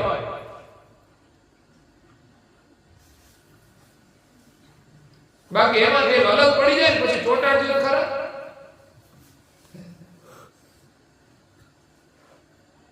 યોગ્ય રીતે ના થાય. પછી ભગવાનની બનાવેલી વ્યવસ્થા અદ્ભુત છે. આપણું શરીર બનાવ્યું છે ને એ બહુ અદ્ભુત બનાવ્યું છે. એની અંદર પણ કેટલી બધી અજાયબીઓ છે. આખું વિજ્ઞાન જગત એનું રિસર્ચ કરે છે, સંશોધન કરે છે, પણ છતાંય હજુ એનું પાર નથી પામી શકે. દુનિયામાં ભગવાને જેટલી બનાવી છે ને બધા એની પાછળ લાગ્યા છે સંશોધનમાં. નીકળ્યા જ કરે છે નવું નવું કે ભગવાને શું બનાવ્યું છે. આપણે એમ થાય કે આજે બધું દેખાય છે ને મોબાઈલના માધ્યમથી ને ટીવીના માધ્યમથી, આ બધું વિજ્ઞાને કર્યું. ભાઈ માલિકે બનાવ્યું છે ને ત્યારે વિજ્ઞાને સંશોધન કર્યું છે. બનાવનાર તો માલિક છે, કારણ કે સંશોધન કરનારા તો છે ને જતા રહેશે. એને ખુદને ખબર નહીં પડે કે આપણે ક્યાં જઈશું. એ સંશોધન નથી કરી શક્યા. સદગુરુ તો એવું સંશોધન કરે છે કે આપણે આ શરીરમાં ક્યાં છીએ અને આ શરીર છોડીને ક્યાં જઈશું, ક્યાં જવાનું છે. એ જ સાચું જ્ઞાન છે. એટલે સદગુરુના શરણમાં આપણું તન મન અને આ ધન પણ આપી દેવાનું છે. આ જગતના જે કરતા છે ને એની ઓળખાણ આપણે એમ કહીએ તો ભગવાન તો કે છે નિરાકાર છે. તો ભગવાનને પામવા કેવી રીતે? તો ઘર છોડીને જંગલમાં જઈને બેસી જઈએ તો મળી જાય, પણ ભાઈ એમ મળેવા નથી. ભગવાનના દર્શન તો સૌપ્રથમ છે ને આ જગતની રચના છે ને એ એમણે બનાવનાર છે. એ તો એની કૃતિ જોઈને આપણે આશ્ચર્ય થાય કે ભગવાન તમે કેવી અદ્ભુત રચના કરી છે. એમ જોઈને આપણે એનું દર્શન કરીશું ને તો એ માલિકના દર્શન થશે. જગતની જે રચના છે એ રચનાને જોઈને આપણે માલિકનો અનુભવ કરવાનો છે. માલિક પ્રત્યે અહોભાવ જગાડવાનો છે. પહેલા તો આ જગતની માયા છે ને એનો મોહ છોડવાનો છે. માલિક મળશે ક્યારે? આ માયા છોડીશું ત્યારે ને. તો આ જગતને જોવાની સાચી દ્રષ્ટિ મળશે તો બે કામ થશે. એક તો માયાનો મોહ છૂટશે અને બીજું માલિકમાં પ્રીતિ થશે. એની વિશેષતા દેખાશે તો માલિકમાં પ્રીતિ થશે કે શું સુંદર જગત બનાવ્યું છે માલિકે. અને બીજું આ નશ્વર જગત છે એમ સત્ય સમજાશે તો પછી આ શરીરનો, આ સંસારના સંબંધોનો અને સંસારની વસ્તુઓનો પણ મોહ છૂટી જશે. મોહ છૂટવાનો મતલબ શું છે? આ શરીરનો મોહ છોડવો એટલે શરીરમાં ધ્યાન નહીં રાખવાનું એવું નથી. શરીરને આપણે સાચવવાનું છે, પણ શરીરનો મોહ છે એની પાછળ આપણે દીવાના બની ગયા છીએ. આ શરીરનો કેટલો મોહ છે, એના દીવાના લોકો થઈ ગયા છે. એ શરીર માટે સમય કાઢે છે, પણ શરીરને જે ચલાવવા વાળો છે એની જરાય ચિંતા નથી કરતા હો કે આની શું દુર્દશા થશે.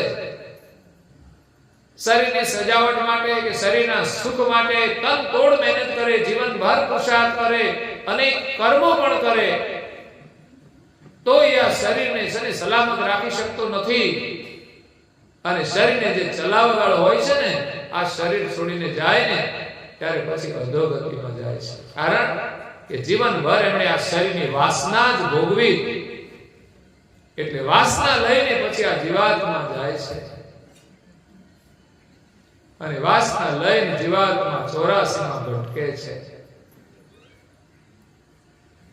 એટલે આ શરીરનો મોહ છોડી, ઇન્દ્રિયોના સ્વાદને છોડી, જરૂરિયાત છે બધું ગ્રહણ કરો, તમે સ્વાદિષ્ટ વસ્તુ ગ્રહણ કરો, એની કોઈ મનાઈ નથી. પણ અત્યારે તો છે ને લોકોને ન ખાવાનું હોય ને એમાંય સ્વાદ આવે છે.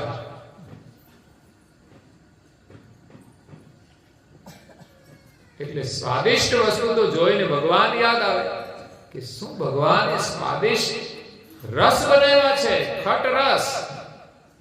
તો એ રીતે આપણે ભગવાનને યાદ કરી અને એને પામવા માટે આપણી જે આરત છે ને એને જગાડવાની છે.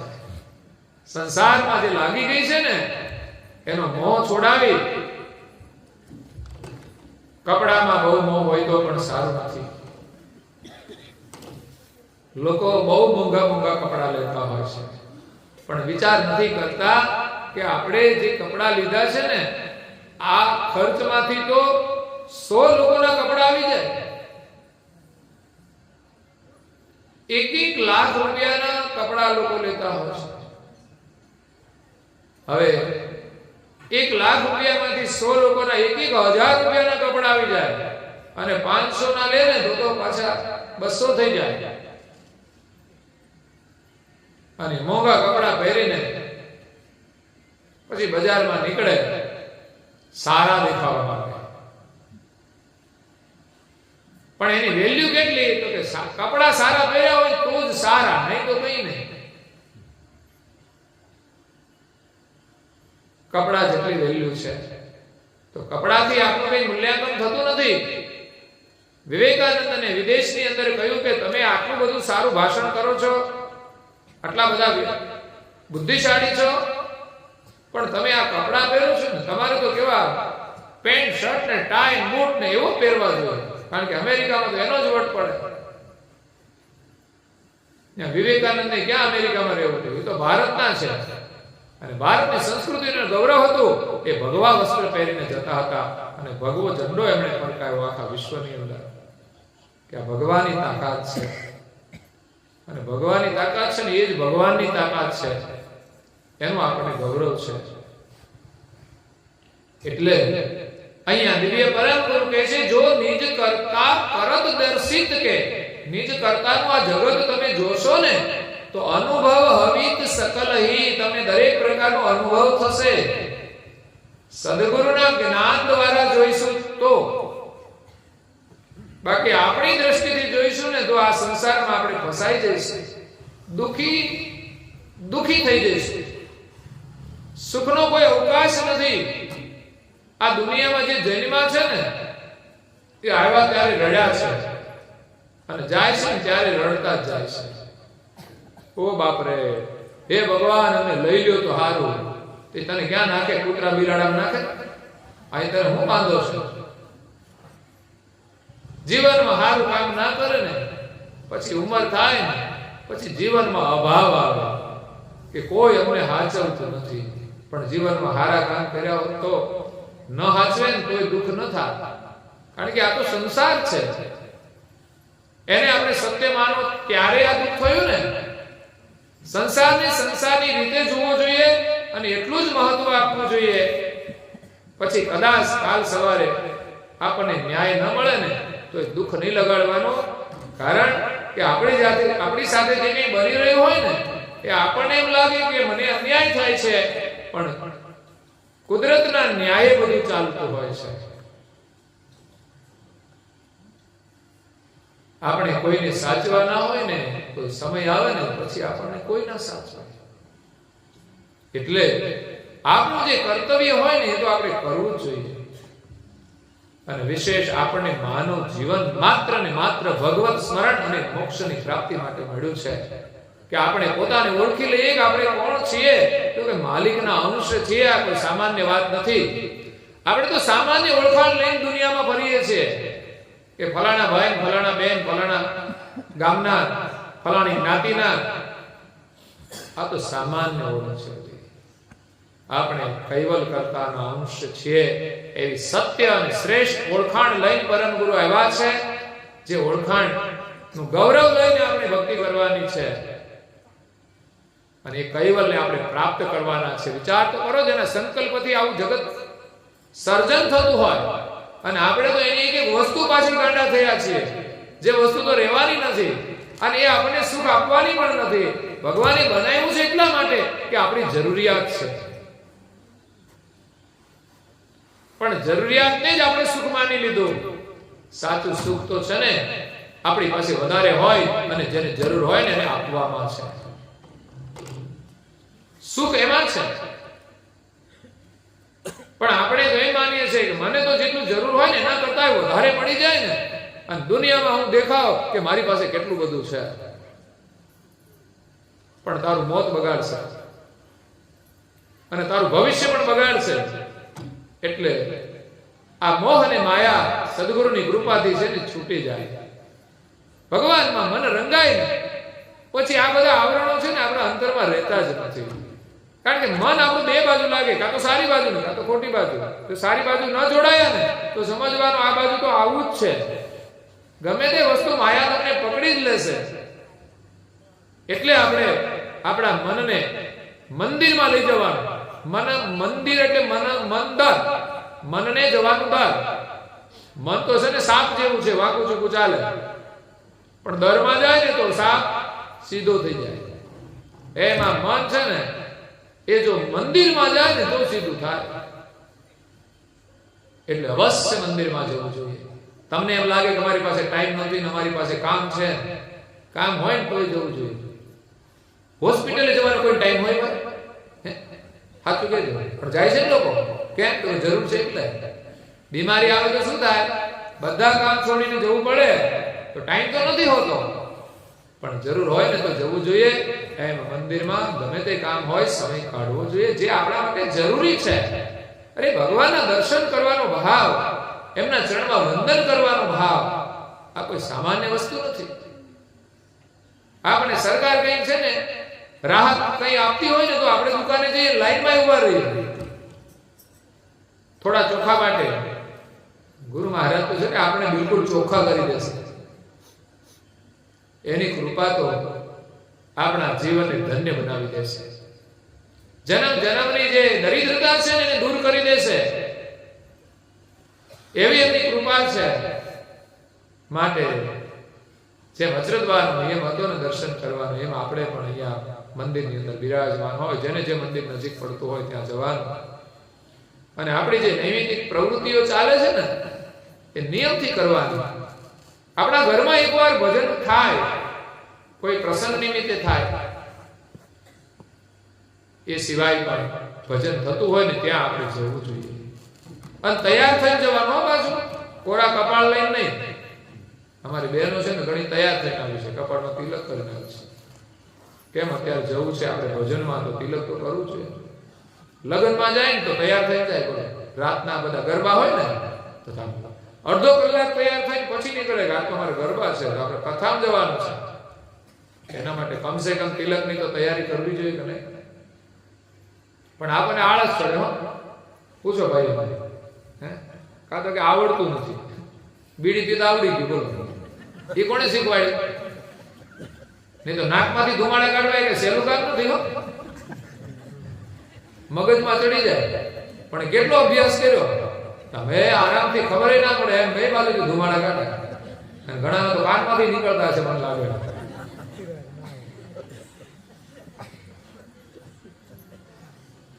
નથી આવડતું એવા શબ્દો તો ક્યારે આપણા મુખમાંથી નીકળવા જ ના જોઈએ. પ્રયાસ કરો, પ્રયત્ન કરો, સંકલ્પ કરો, બધું આવડી જશે. આપણે એમ ક્યાં કહે છે તમે 12 વર્ષ સુધી એક મુદ્રા સિદ્ધ કરવા માટે બેસી જાઓ?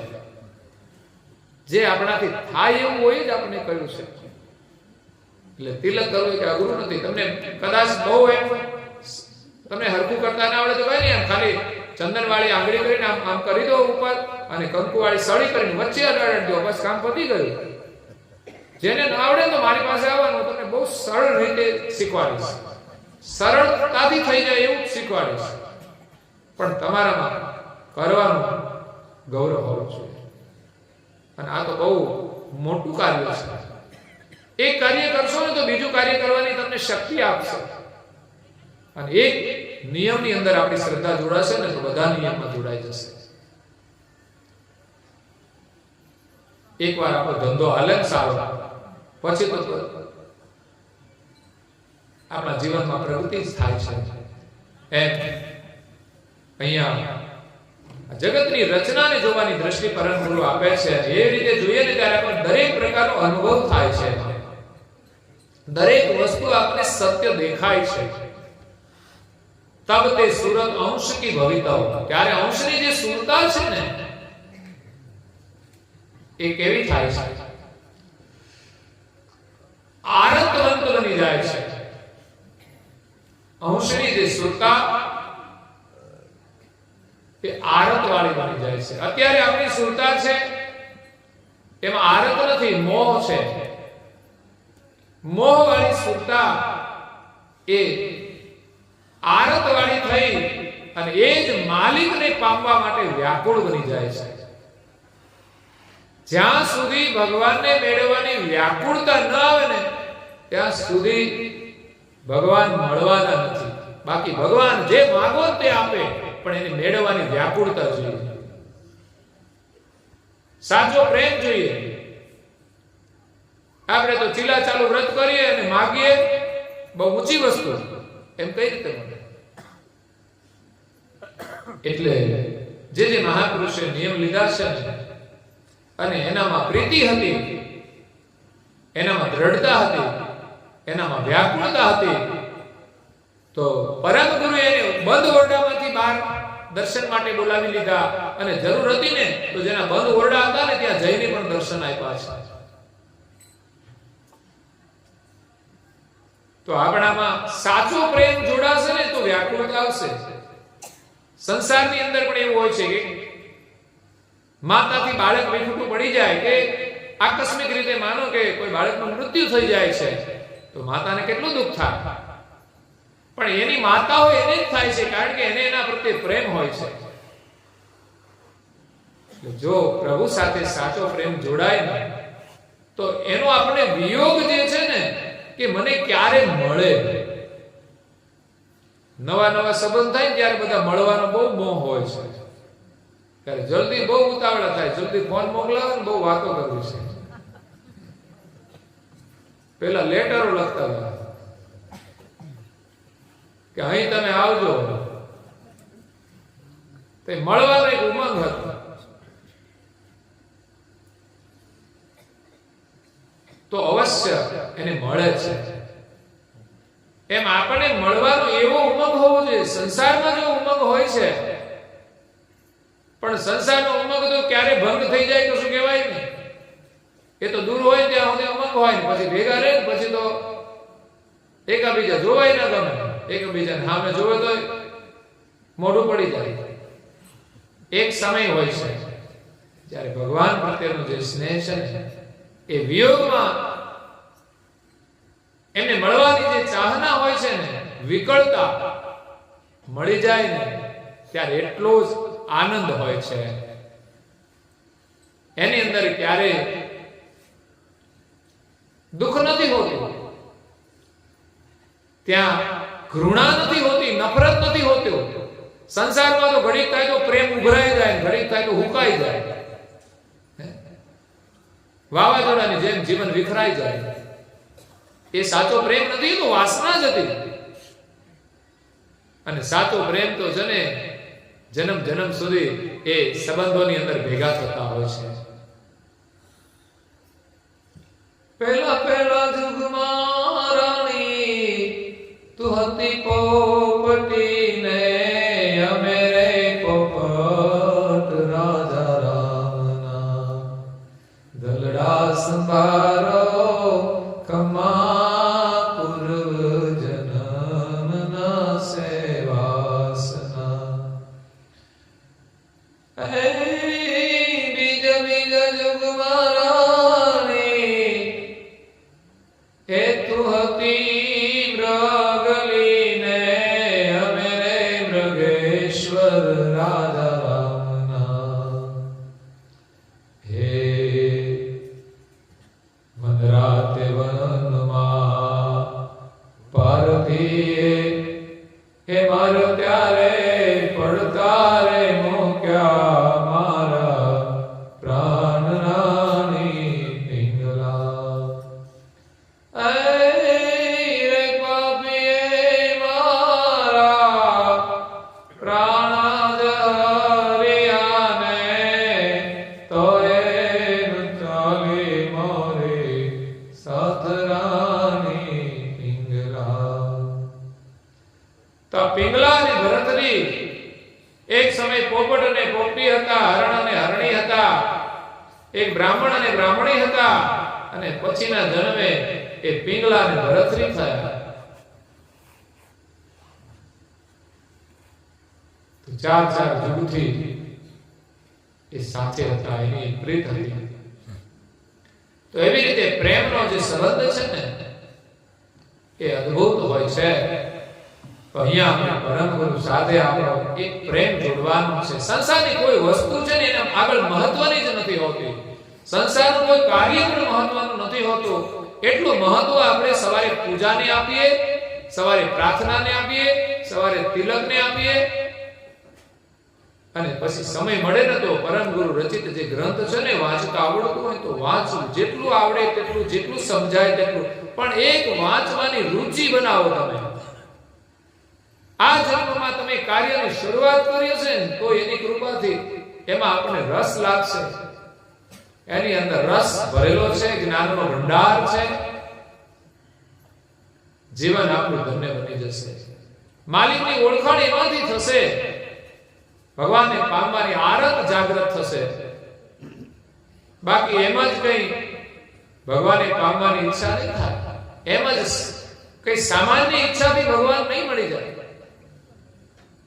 આપણી આરતને આપણે જગાડવાની છે, વિકળ કરવાની છે.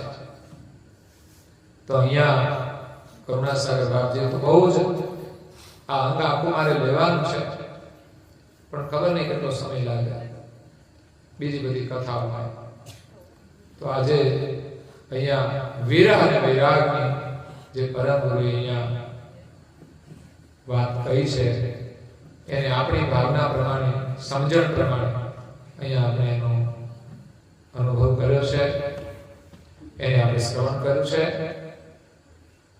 કે ખરેખર પરમ ગુરુનો આપણે એની અંદર એક દર્શન કરવાનું છે ને પરમ ગુરુ પ્રત્યે આપણી પ્રીતિ જોડવાની છે.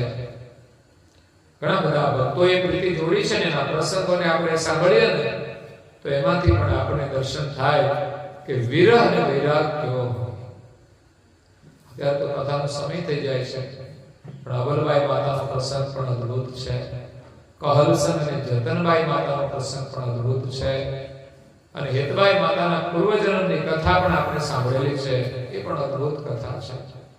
આવતીકાલે એ કથા કરવાની છે જે મુખ્ય આપણી મંદિરની ચોથી વાર્ષિક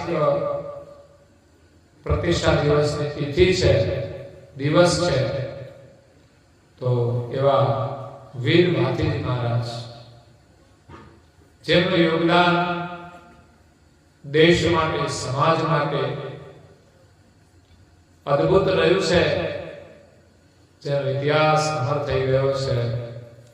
અને આજે અનેક લોકો, અસંખ્ય લોકો એમના પ્રત્યે આસ્થા રાખે છે, ગૌરવ રાખે છે, અને એમના દર્શન કરવા માટે જે ફાગવેલ ધામ છે ત્યાં સુધી કોઈ સાધન લઈને આવે છે એટલું જ નહીં, લોકો પગપાળા પણ આવે છે અને મોટો મેળો ભરાય છે. આપ સૌ જાણો છો. એના વિશે તો આપણે થોડી ચર્ચા કાલે કરીશું અને બીજી સત્સંગની પણ વાતો કરીશું. જેમને પણ સમય હોય, અનુકૂળતા હોય તો કામકાજ કરી અને એ પ્રમાણે જે સમય આપે એ પ્રમાણે એકાદ કલાક માટે લાભ લેવા માટે આવજો. અને એમ ગૌરવ છે તો આપણે એમની આરતી હોય, સમાપન, તો એમાં પણ આપણે ઉપસ્થિત રહી અને આશીર્વાદ લઈએ. લોકો એમના દર્શન કરવા માટે ત્યાં જતા હોય તો આખો દિવસ કાઢે આપણે તો આપણા ગામની અંદર 2 કલાક માત્ર કાઢવાના હોય તો અવશ્ય આવીને એ લાભ લેવો જોઈએ, કારણ કે આપણા માટે ગૌરવ છે. અને આ જગતની અંદર એવું નહીં કે કોઈ વ્યક્તિ પ્રત્યેનું જ ગૌરવ હોય. જગતમાં જે કોઈ મહાન થયા છે ને, દરેકનું આપણે ગૌરવ રાખવાનું અને દરેકના જીવનમાંથી આપણે પ્રેરણા લઈ અને ગૌરવ રાખીશું ને તો ચોક્કસ એવા કાર્ય કરવાની શક્તિ પણ ભગવાન આપણને આપશે. પણ એક આપણે ગૌરવ હોવું જોઈએ. તમને ગૌરવ થાય કે સરસ કામ છે, ભગવાન આપણને શક્તિ આપે ને તો આપણે પણ આવું કામ કરીએ તો ખરેખર એક દિવસ એ માર્ગે ચાલીશું ને તો આપણે પણ એ કામ કરી શકીશું. તો આજે અત્યારે અહીંયા કથાને આપણે વિરામ આપીએ છીએ. 2 દિવસ, આમ તો 3 દિવસ થયા. પહેલા દિવસે આગમન, બીજા દિવસ અને આજે ત્રીજો દિવસ ને કાલે ચોથો દિવસ થશે. આમ તો મારી લાંબી યાત્રામાં 4 દિવસ હજુ સુધી મને યાદ નથી કે કોઈ ગામની અંદર શણગાર કાર્યક્રમ કર્યો હોય. આજે પહેલી વાર સગનપુરામાં એક સુંદર યોગ થયો. એક દિવસ મારે જવાનું હતું, એક પારાયણ મેં લીધું હતું કે આજે મારે આવવાનું હતું, એટલે આજે સવારનું હતું, ગઈકાલે સાંજનું, એટલે કાલે મારે જતું રહેવાનું હતું. અને અમારા ગામમાં પણ એક પારાયણ હતું, તો એ તો મેં આપ્યું હતું બીજા ભાઈને, પણ એક બીજા ગામનું લીધું હતું. પણ પછી આખું ચેન્જ કર્યું કે ગામનું પારાયણ જે ભાઈ કરવાના હતા, તો અહીંથી જવાનો હતો તો મારા ગામનું સવારનું પૂર્ણાવતી મારે કરવાની હતી. એટલે મેં કીધું તો એક જ કથા રહી પેલા ભાઈને આવવા માટે સાંજે, એને ત્યાંથી વડોદરાથી ધક્કો કરવો એના કરતા પછી બધું એ કરી નાખે. હું અહીં 1 દિવસ આપીને આ લોકોની ચાહના હતી, ભાવના હતી. તો જો એક ચાહના હોય, રજૂઆત હોય તો સંભવ છે કે થઈ પણ જાય. આ યોગ અનુસાર થયું છે, સામાન્ય છે, છતાં પણ આપણી ઈચ્છા હોય તો થાય કે ન થાય એનો એક પ્રમાણ છે કે આપણી ચાહના હોય ને વ્યક્ત કરવી જોઈએ તો ભગવાન અવશ્ય એ પૂરી કરે છે. અને એ જ રીતે શ્રદ્ધા રાખીને આપણે એની ભક્તિ કરીશું ને તો આપણા મનોરથ પરમ ગુરુ અવશ્ય પૂરા કરશે. એ વિશ્વાસ સાથે જ આપણે કરવું જોઈએ. અત્યારે જ થઈ જાય કે આપણા ટાઈમ પીરિયડમાં થાય એવું નહીં, પણ આપણું કામ એ અવશ્ય કરશે એવા ભરોસો રાખી અને આપણે એની ભક્તિ કરીએ તો અવશ્ય આપણા કાર્ય સિદ્ધ થશે. આજે તમે બધાએ મળીને આ ભાતીજી મહારાજનું મંદિર નિર્માણ કર્યું. આજે 4થું વર્ષ છે. એમના વાર્ષિક દિવસની ઉજવણીનું આયોજન કર્યું. ગઈ સાલ પણ આવવાનું થયું હતું, આ સાલ પણ આવ્યો છે ને આગલી સાલ પણ આવ્યો હતા. તો તમને બધાને ખૂબ ખૂબ ધન્યવાદ આપું છું કે તમે આવા સુંદર ધર્મના કાર્યો કરી રહ્યા છો અને આપણા હિન્દુ ધર્મનો જે ઇતિહાસ છે, એનું જે ગૌરવ છે એને તમે જીવંત રાખી રહ્યા છો કે આવા કાર્યક્રમો દ્વારા એક તો સ્થાન બનાવ્યું, એની તિથિ ઉજવાય અને નિમિત્તે આપણને સત્સંગનો લાભ મળે અને એમના જીવનનું, એના કાર્યોનું થોડું સ્મરણ થાય એ આપણા માટે ગૌરવની વાત છે. અને એવા કાર્યો પણ આપણાથી સંભવ હોય તો આપણે કરીએ. અને એમાં વિશેષ અત્યારે આપણે જે ગામમાં ધાર્મિક ક્રિયાઓ થઈ રહી છે એમાં જોડાઈને આ ગામના બધા જ લોકો સંસ્કાર સંપન્ન બની રહ્યા છે, એનું પણ એક ગૌરવ છે. તો આમ તો તમને ખબર જ છે ઉનાળાના વેકેશનમાં છોકરા અને છોકરીઓ અહીંથી વિશેષ સંખ્યામાં આવે છે. આખી શિબિરના વધુમાં વધુ સંખ્યા એ સગનપુરાની હોય છે. કદાચ એ લોકો ના આવે ને તો અમારી શિબિર અધૂરી રહી જાય. અમને શિબિર કરવાનું થોડું અઘરું પડે કે ભાઈ થોડી સંખ્યામાં કેમ કરવી, પણ તમારી સંખ્યાને લઈને અમારી સંખ્યા પૂરી થઈ જાય છે. અને મેં તો જોયું આજે બધી જગ્યાએ ઘરે જઈને કે જો બધા જ લોકો આવે ને તો એક આખી શિબિર તમારા લોકોની થઈ જાય એવું છે. એટલે તમે બધા ધોરણ 5મું પૂરું થાય એટલે 6ઠ્ઠામાં આવે તે 9મું પૂરું થાય એ બધી જ બાળાઓ અને બાળકો ચોક્કસ આવે. હા, છોકરા થોડા તોફાન કરતા હોય છે, એ તો તોફાની હોય બધા જ છોકરા, એક નહીં પણ બધા ગામના હોય તોફાન. એટલે જ આ શિબિરોની આવશ્યકતા હોય છે કે થોડી સમજણ આવે, થોડા સંસ્કાર આવે. એટલે અવશ્ય ઉનાળાનું વેકેશન પડે ત્યારે જે કંઈ શિબિરની તારીખ હોય તો બધા જ વાલીઓ જાગૃત થાય. અમારે એવું નહીં કે જોગીંદરભાઈ આવીને ઘરે ઘરે લેવા આવે, મનાવવા આવે. આપણા બાળકો જેમ સ્કૂલમાં જાય છે ને એમ જ સહજતાથી આવા શિબિરની અંદર 3 દિવસ માટે જવું હોય તો કંઈ બહુ મોટી વસ્તુ નથી, પણ જવું જોઈએ અને મોકલવા જોઈએ. ખરેખર બાળકો માટે આશીર્વાદરૂપ છે. કારણ કે આ શિબિર કરવા માટે અમે બહુ પ્રયાસ કરતા હોઈએ છીએ અને એક વાતાવરણ મળતું હોય છે, એમાંથી એ બાળક અને બાલિકાઓની અંદર જાગૃતિ આવી શકતી હોય છે. એટલે ઘણા બાળકો એમાંથી જાગૃત થાય અને ઘરે જો વાલી જાગૃત હોય ને તો ચોક્કસ એને પ્રેરણા મળે છે. પણ ઘરમાં જો વાતાવરણ ન મળે તો પછી એ પાછા ઊંઘી જતા હોય છે. એટલે આપણું બાળક શીખીને આવ્યું અને કંઈ કરે ને તો એની તમારે નોંધ લેવી, એને પ્રેરણા આપવી અને તમારે પણ એને મદદરૂપ થવું. મદદરૂપ એટલે શું થવાનું કે તમારે પણ એ પ્રવૃત્તિઓ કરવાની અને એને પ્રેરણા આપવાની. એ કરે છે એ નાની ઉંમરમાં કરે તો આપણે મોટા થઈને પણ કરવું જોઈએ. તો આ પણ એક મહત્વનું કાર્ય છે. કેલેન્ડર તો આમ તો પહેલેથી આપી દીધા છે, થોડા ઘણા જેને બાકી રહ્યા હોય એને પણ મળી જશે. હજુ પડ્યા છે અમારા જોગીંદરભાઈ પાસે.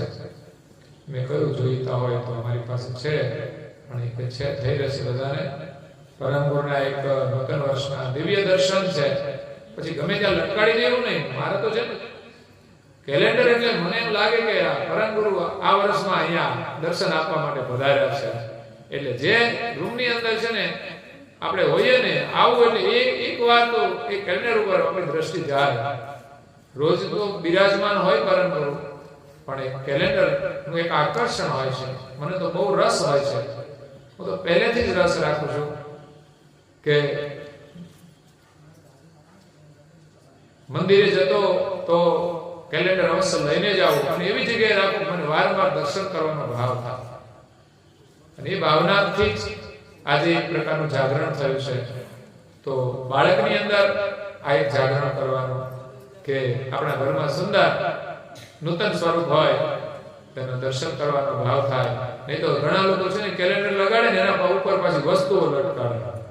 એટલે યાદ રાખજો, તમારી 2 પૈસાની વસ્તુઓ છે ને કેલેન્ડરની ખીલી ઉપર ના લટકાવતા. કાં તો ખીલી જ નાની રાખજો અને કાં તો કોઈ વસ્તુ કેલેન્ડર ઉપર ના જોઈએ. કેલેન્ડર યોગ્ય જગ્યાએ રાખવાનું, સારી જગ્યાએ કે જ્યાંથી આપણે વિશેષ પરમ ગુરુના દર્શન થાય. ઘણા લોકો કે મંદિર ક્યાં રાખવું? તો ઘણાના ઘરમાં છે ને ટીવી મૂકવાનું હોય તો ટીવી કેવી આમ સરસ જગ્યાએ મૂક્યું હોય ઘરમાં, બોલો બધા જોવે ને એવી જગ્યાએ. મેં કીધું ટીવી હોય ને એક બાજુ ખસેડીને ત્યાં મંદિર મૂકી દેવાનું. મેં કીધું દર્શન કરવા હોય બધાને થાય. એટલે મહત્વની જગ્યા હોય, સારી જગ્યા, પછી એવું નહીં ખૂણામાં લટકાડી દેવાનું. તો પરમ ગુરુના આપણને દર્શનના આશીર્વાદ મળે. ઘણા બધા લોકો એમાં આ દર્શન માટે યોગદાન આપ્યું છે. આ કોઈ સામાન્ય કાર્ય નથી. ઘર ઘર સુધી એમની પ્રસાદીનું કેલેન્ડર બધાને મળે. લોકો તો કદાચ પૈસા આપી દે પણ એને જે સેવા કરી છે એનો લાભ તો એને મળે. તમારી સેવા પાછું કંઈક પણ વપરાય એનો તમને લાભ મળે. પણ એમણે યોગદાન કર્યું છે કે પ્રસાદી રૂપે બધાને કેલેન્ડર મળે. તો એવા 6 દાતાઓ છે જેમણે 11,000 રૂપિયા આપ્યા છે. આ બાજુના કેલેન્ડર આવ્યા છે તમારા કાલોલમાં રહે છે, એમણે 5,000 રૂપિયા આપ્યા છે. 250 કેલેન્ડર છપાયા છે. જે કૈવલ ટ્રેડર્સ છે, જે બાંધકામનો બધો સામાન રાખે છે અને નવા મકાન હોય એની અંદર જે કંઈ ટાઇલ્સ ને બીજું બધું જોઈએ એને શું કહે, એની પણ એક દુકાન છે, ટ્રેડર્સ છે. તો એ આપણા અનુયાયી છે, એ પણ સારું સેવાનું યોગદાન કરે છે. તો તમારી બધાની પણ બહુ મોટી સેવાઓ રહેશે. તમે બધા આવો છો એ બહુ આનંદની વાત છે. પ્રભુના ખૂબ આશીર્વાદ છે. અને તમને બધાને ખબર છે કે તમારી પાસે વધારે તો બહુ લેવાની અપેક્ષા નથી રાખતો. તમારી તો મદદ કરવાની ભાવના હોય છે. પણ છતાંય પરમ ગુરુનું મંદિર તમે અહીંયા બનાવતા, તમને ખબર છે કઈ પોઝિશનમાં તમે બધા કામ કરતા હતા. ધીમે ધીમે ધીમે જેમ ભેગું થાય એમ તમે કાર્ય કરો છો. પણ છતાંય તમે વ્યસનો બંધ કરીને જો તમને લાભ થાય ને તો પરમ ગુરુની સેવામાં વાપરજો.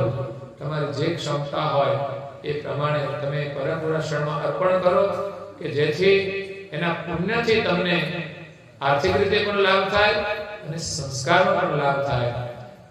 જે અમરેલી જિલ્લાનું સોનારિયા ગામ છે, આ તો પૂર્વાશ્રમ છે, જન્મભૂમિ, ત્યાં પરમ ગુરુની પ્રેરણાથી આપણે ભવ્ય મંદિર બનાવીએ છીએ. આપણે તમને બધાને ખબર જ છે. એક સંપ્રદાય મંદિર બનાવીએ છીએ અને ભવિષ્યમાં એક સેવા ટ્રસ્ટ બનાવવાના છે. ટ્રસ્ટ તો અમે બનાવ્યું છે, સેવા ટ્રસ્ટ ત્યાં, પણ આપણા સેવા કાર્યો થાય. જેમ આ ગામની અંદર પણ એક શાળા ચાલે છે, એક સેવાનું જ્વલંત ઉદાહરણ છે કે ખરેખર બહુ ભગીરથ કાર્ય કર્યું કહેવાય. કારણ કે શિક્ષણ આપવાનું કાર્ય છે ને એ બહુ મોટામાં મોટું કાર્ય છે. સરકાર દ્વારા ચાલે પણ એક મંડળ દ્વારા સ્થાન ઊભું કરી અને આ વ્યવસ્થા કરી તો એ પણ એક મહાન કાર્ય છે. અને એવા કાર્યની અંદર પણ લોકો સહયોગ આપે છે.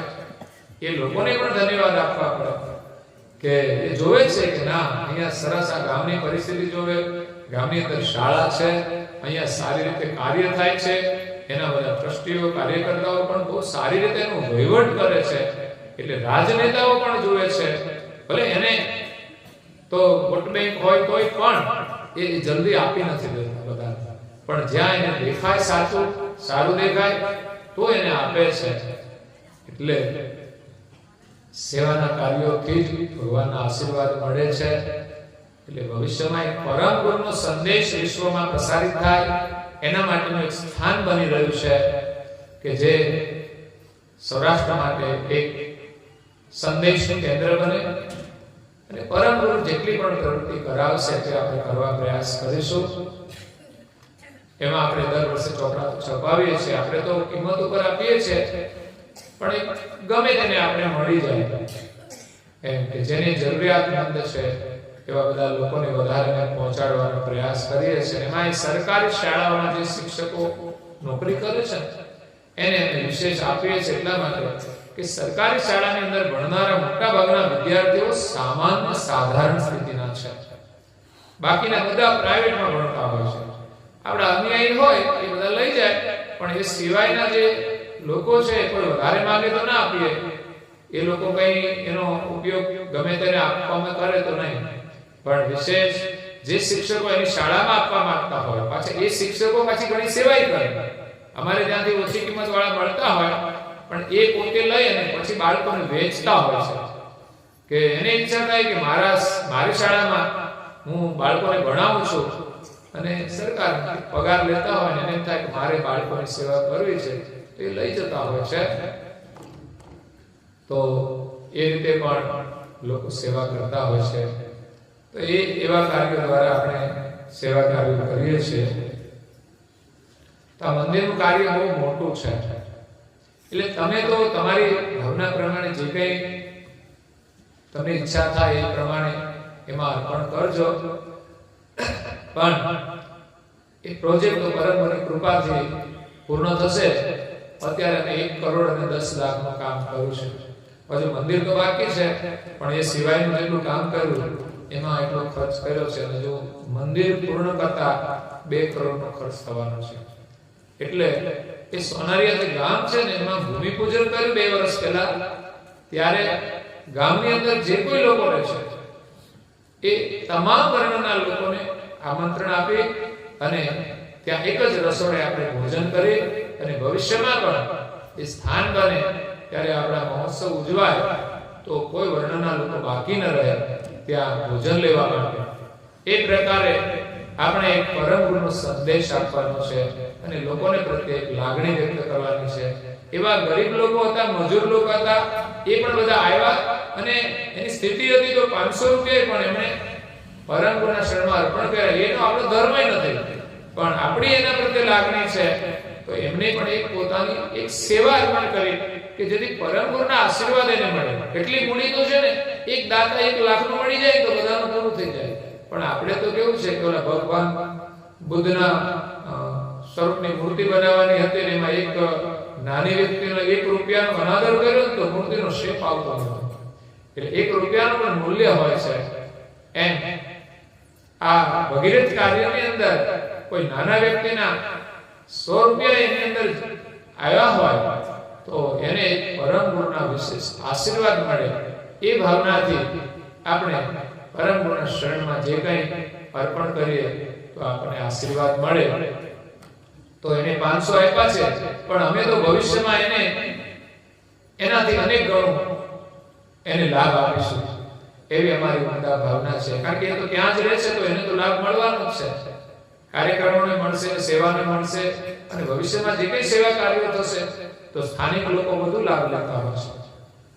એટલે આપણા માટે પરમ ગુરુનું કાર્ય છે એટલે આપણા ગૌરવ હોય. તો એક સાંપ્રદાયિક મંદિર નિર્માણ કરી રહ્યા છે ત્યારે તમને જે કંઈ ભાવના હોય એ પ્રમાણે તમે ભેગા થઈને આપજો. ખબર મેં એક ભાઈને કહ્યું ને કે તમે શું કહો છો કે પડીકી, તો કે 7 રૂપિયાની પડીકી આવે છે ગુદાલ. મેં કીધું રોજ એ ખાઈ જાવ તો 7 રૂપિયા જાય તમારા. મેં કીધું બંધ કરી દો તો હાથમાં ફાયદો થાય. તો 7 રૂપિયાનો રોજનો ફાયદો થાય તો મહિને કેટલા થાય? 7 તેરી 1 તો 200 રૂપિયા થાય ને. કેટલા થાય? 210 200 ગણી તમે તો મહિને 200 રૂપિયા થયા તો 12 મહિને 12 દુ 24 એટલે 2500 ગણીએ 10 રૂપિયા જમા ભેગા કરો એટલે વર્ષે 2500 રૂપિયા થયા. મેં કીધું 2-3 વર્ષ સુધી અમારો કાર્યક્રમ ચાલશે તો તમે 2 વર્ષના ભેગા કરીને આપશો તો 5000 રૂપિયા તમે આપી શકશો. મેં કે આમાંથી તમને ફાયદો થશે. પછી તો અમે તો કઈ વર્ષો વર્ષ તો લાગવાના નથી, પછીનો ફાયદો તમારો જ છે. અને તમને આરોગ્યનો લાભ મળે એ વધારાનો, સંસ્કારનો લાભ મળે એ વધારાનો. એટલે એક નાનકડી રકમમાંથી પણ તમે જો આટલી મોટી રકમ આપી શકો છો, વિચાર કરો તો.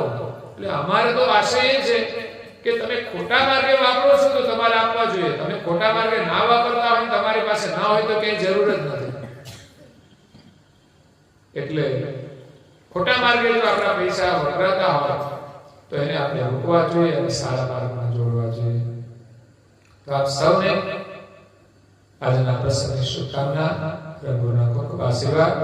અસ્તુ સત કૈવલ સાહે.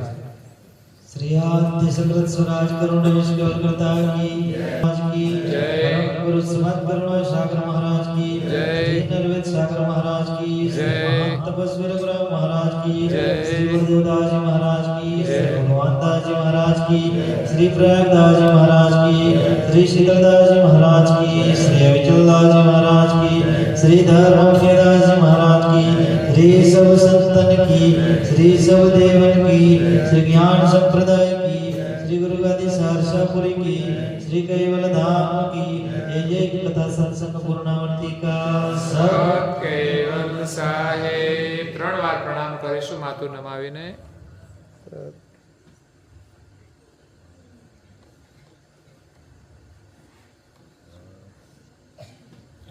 કૈવલ અંશો સત કૈવલ સાહે. બાજુ બાજુ સૌને કહેજો સત કૈવલ સાહે.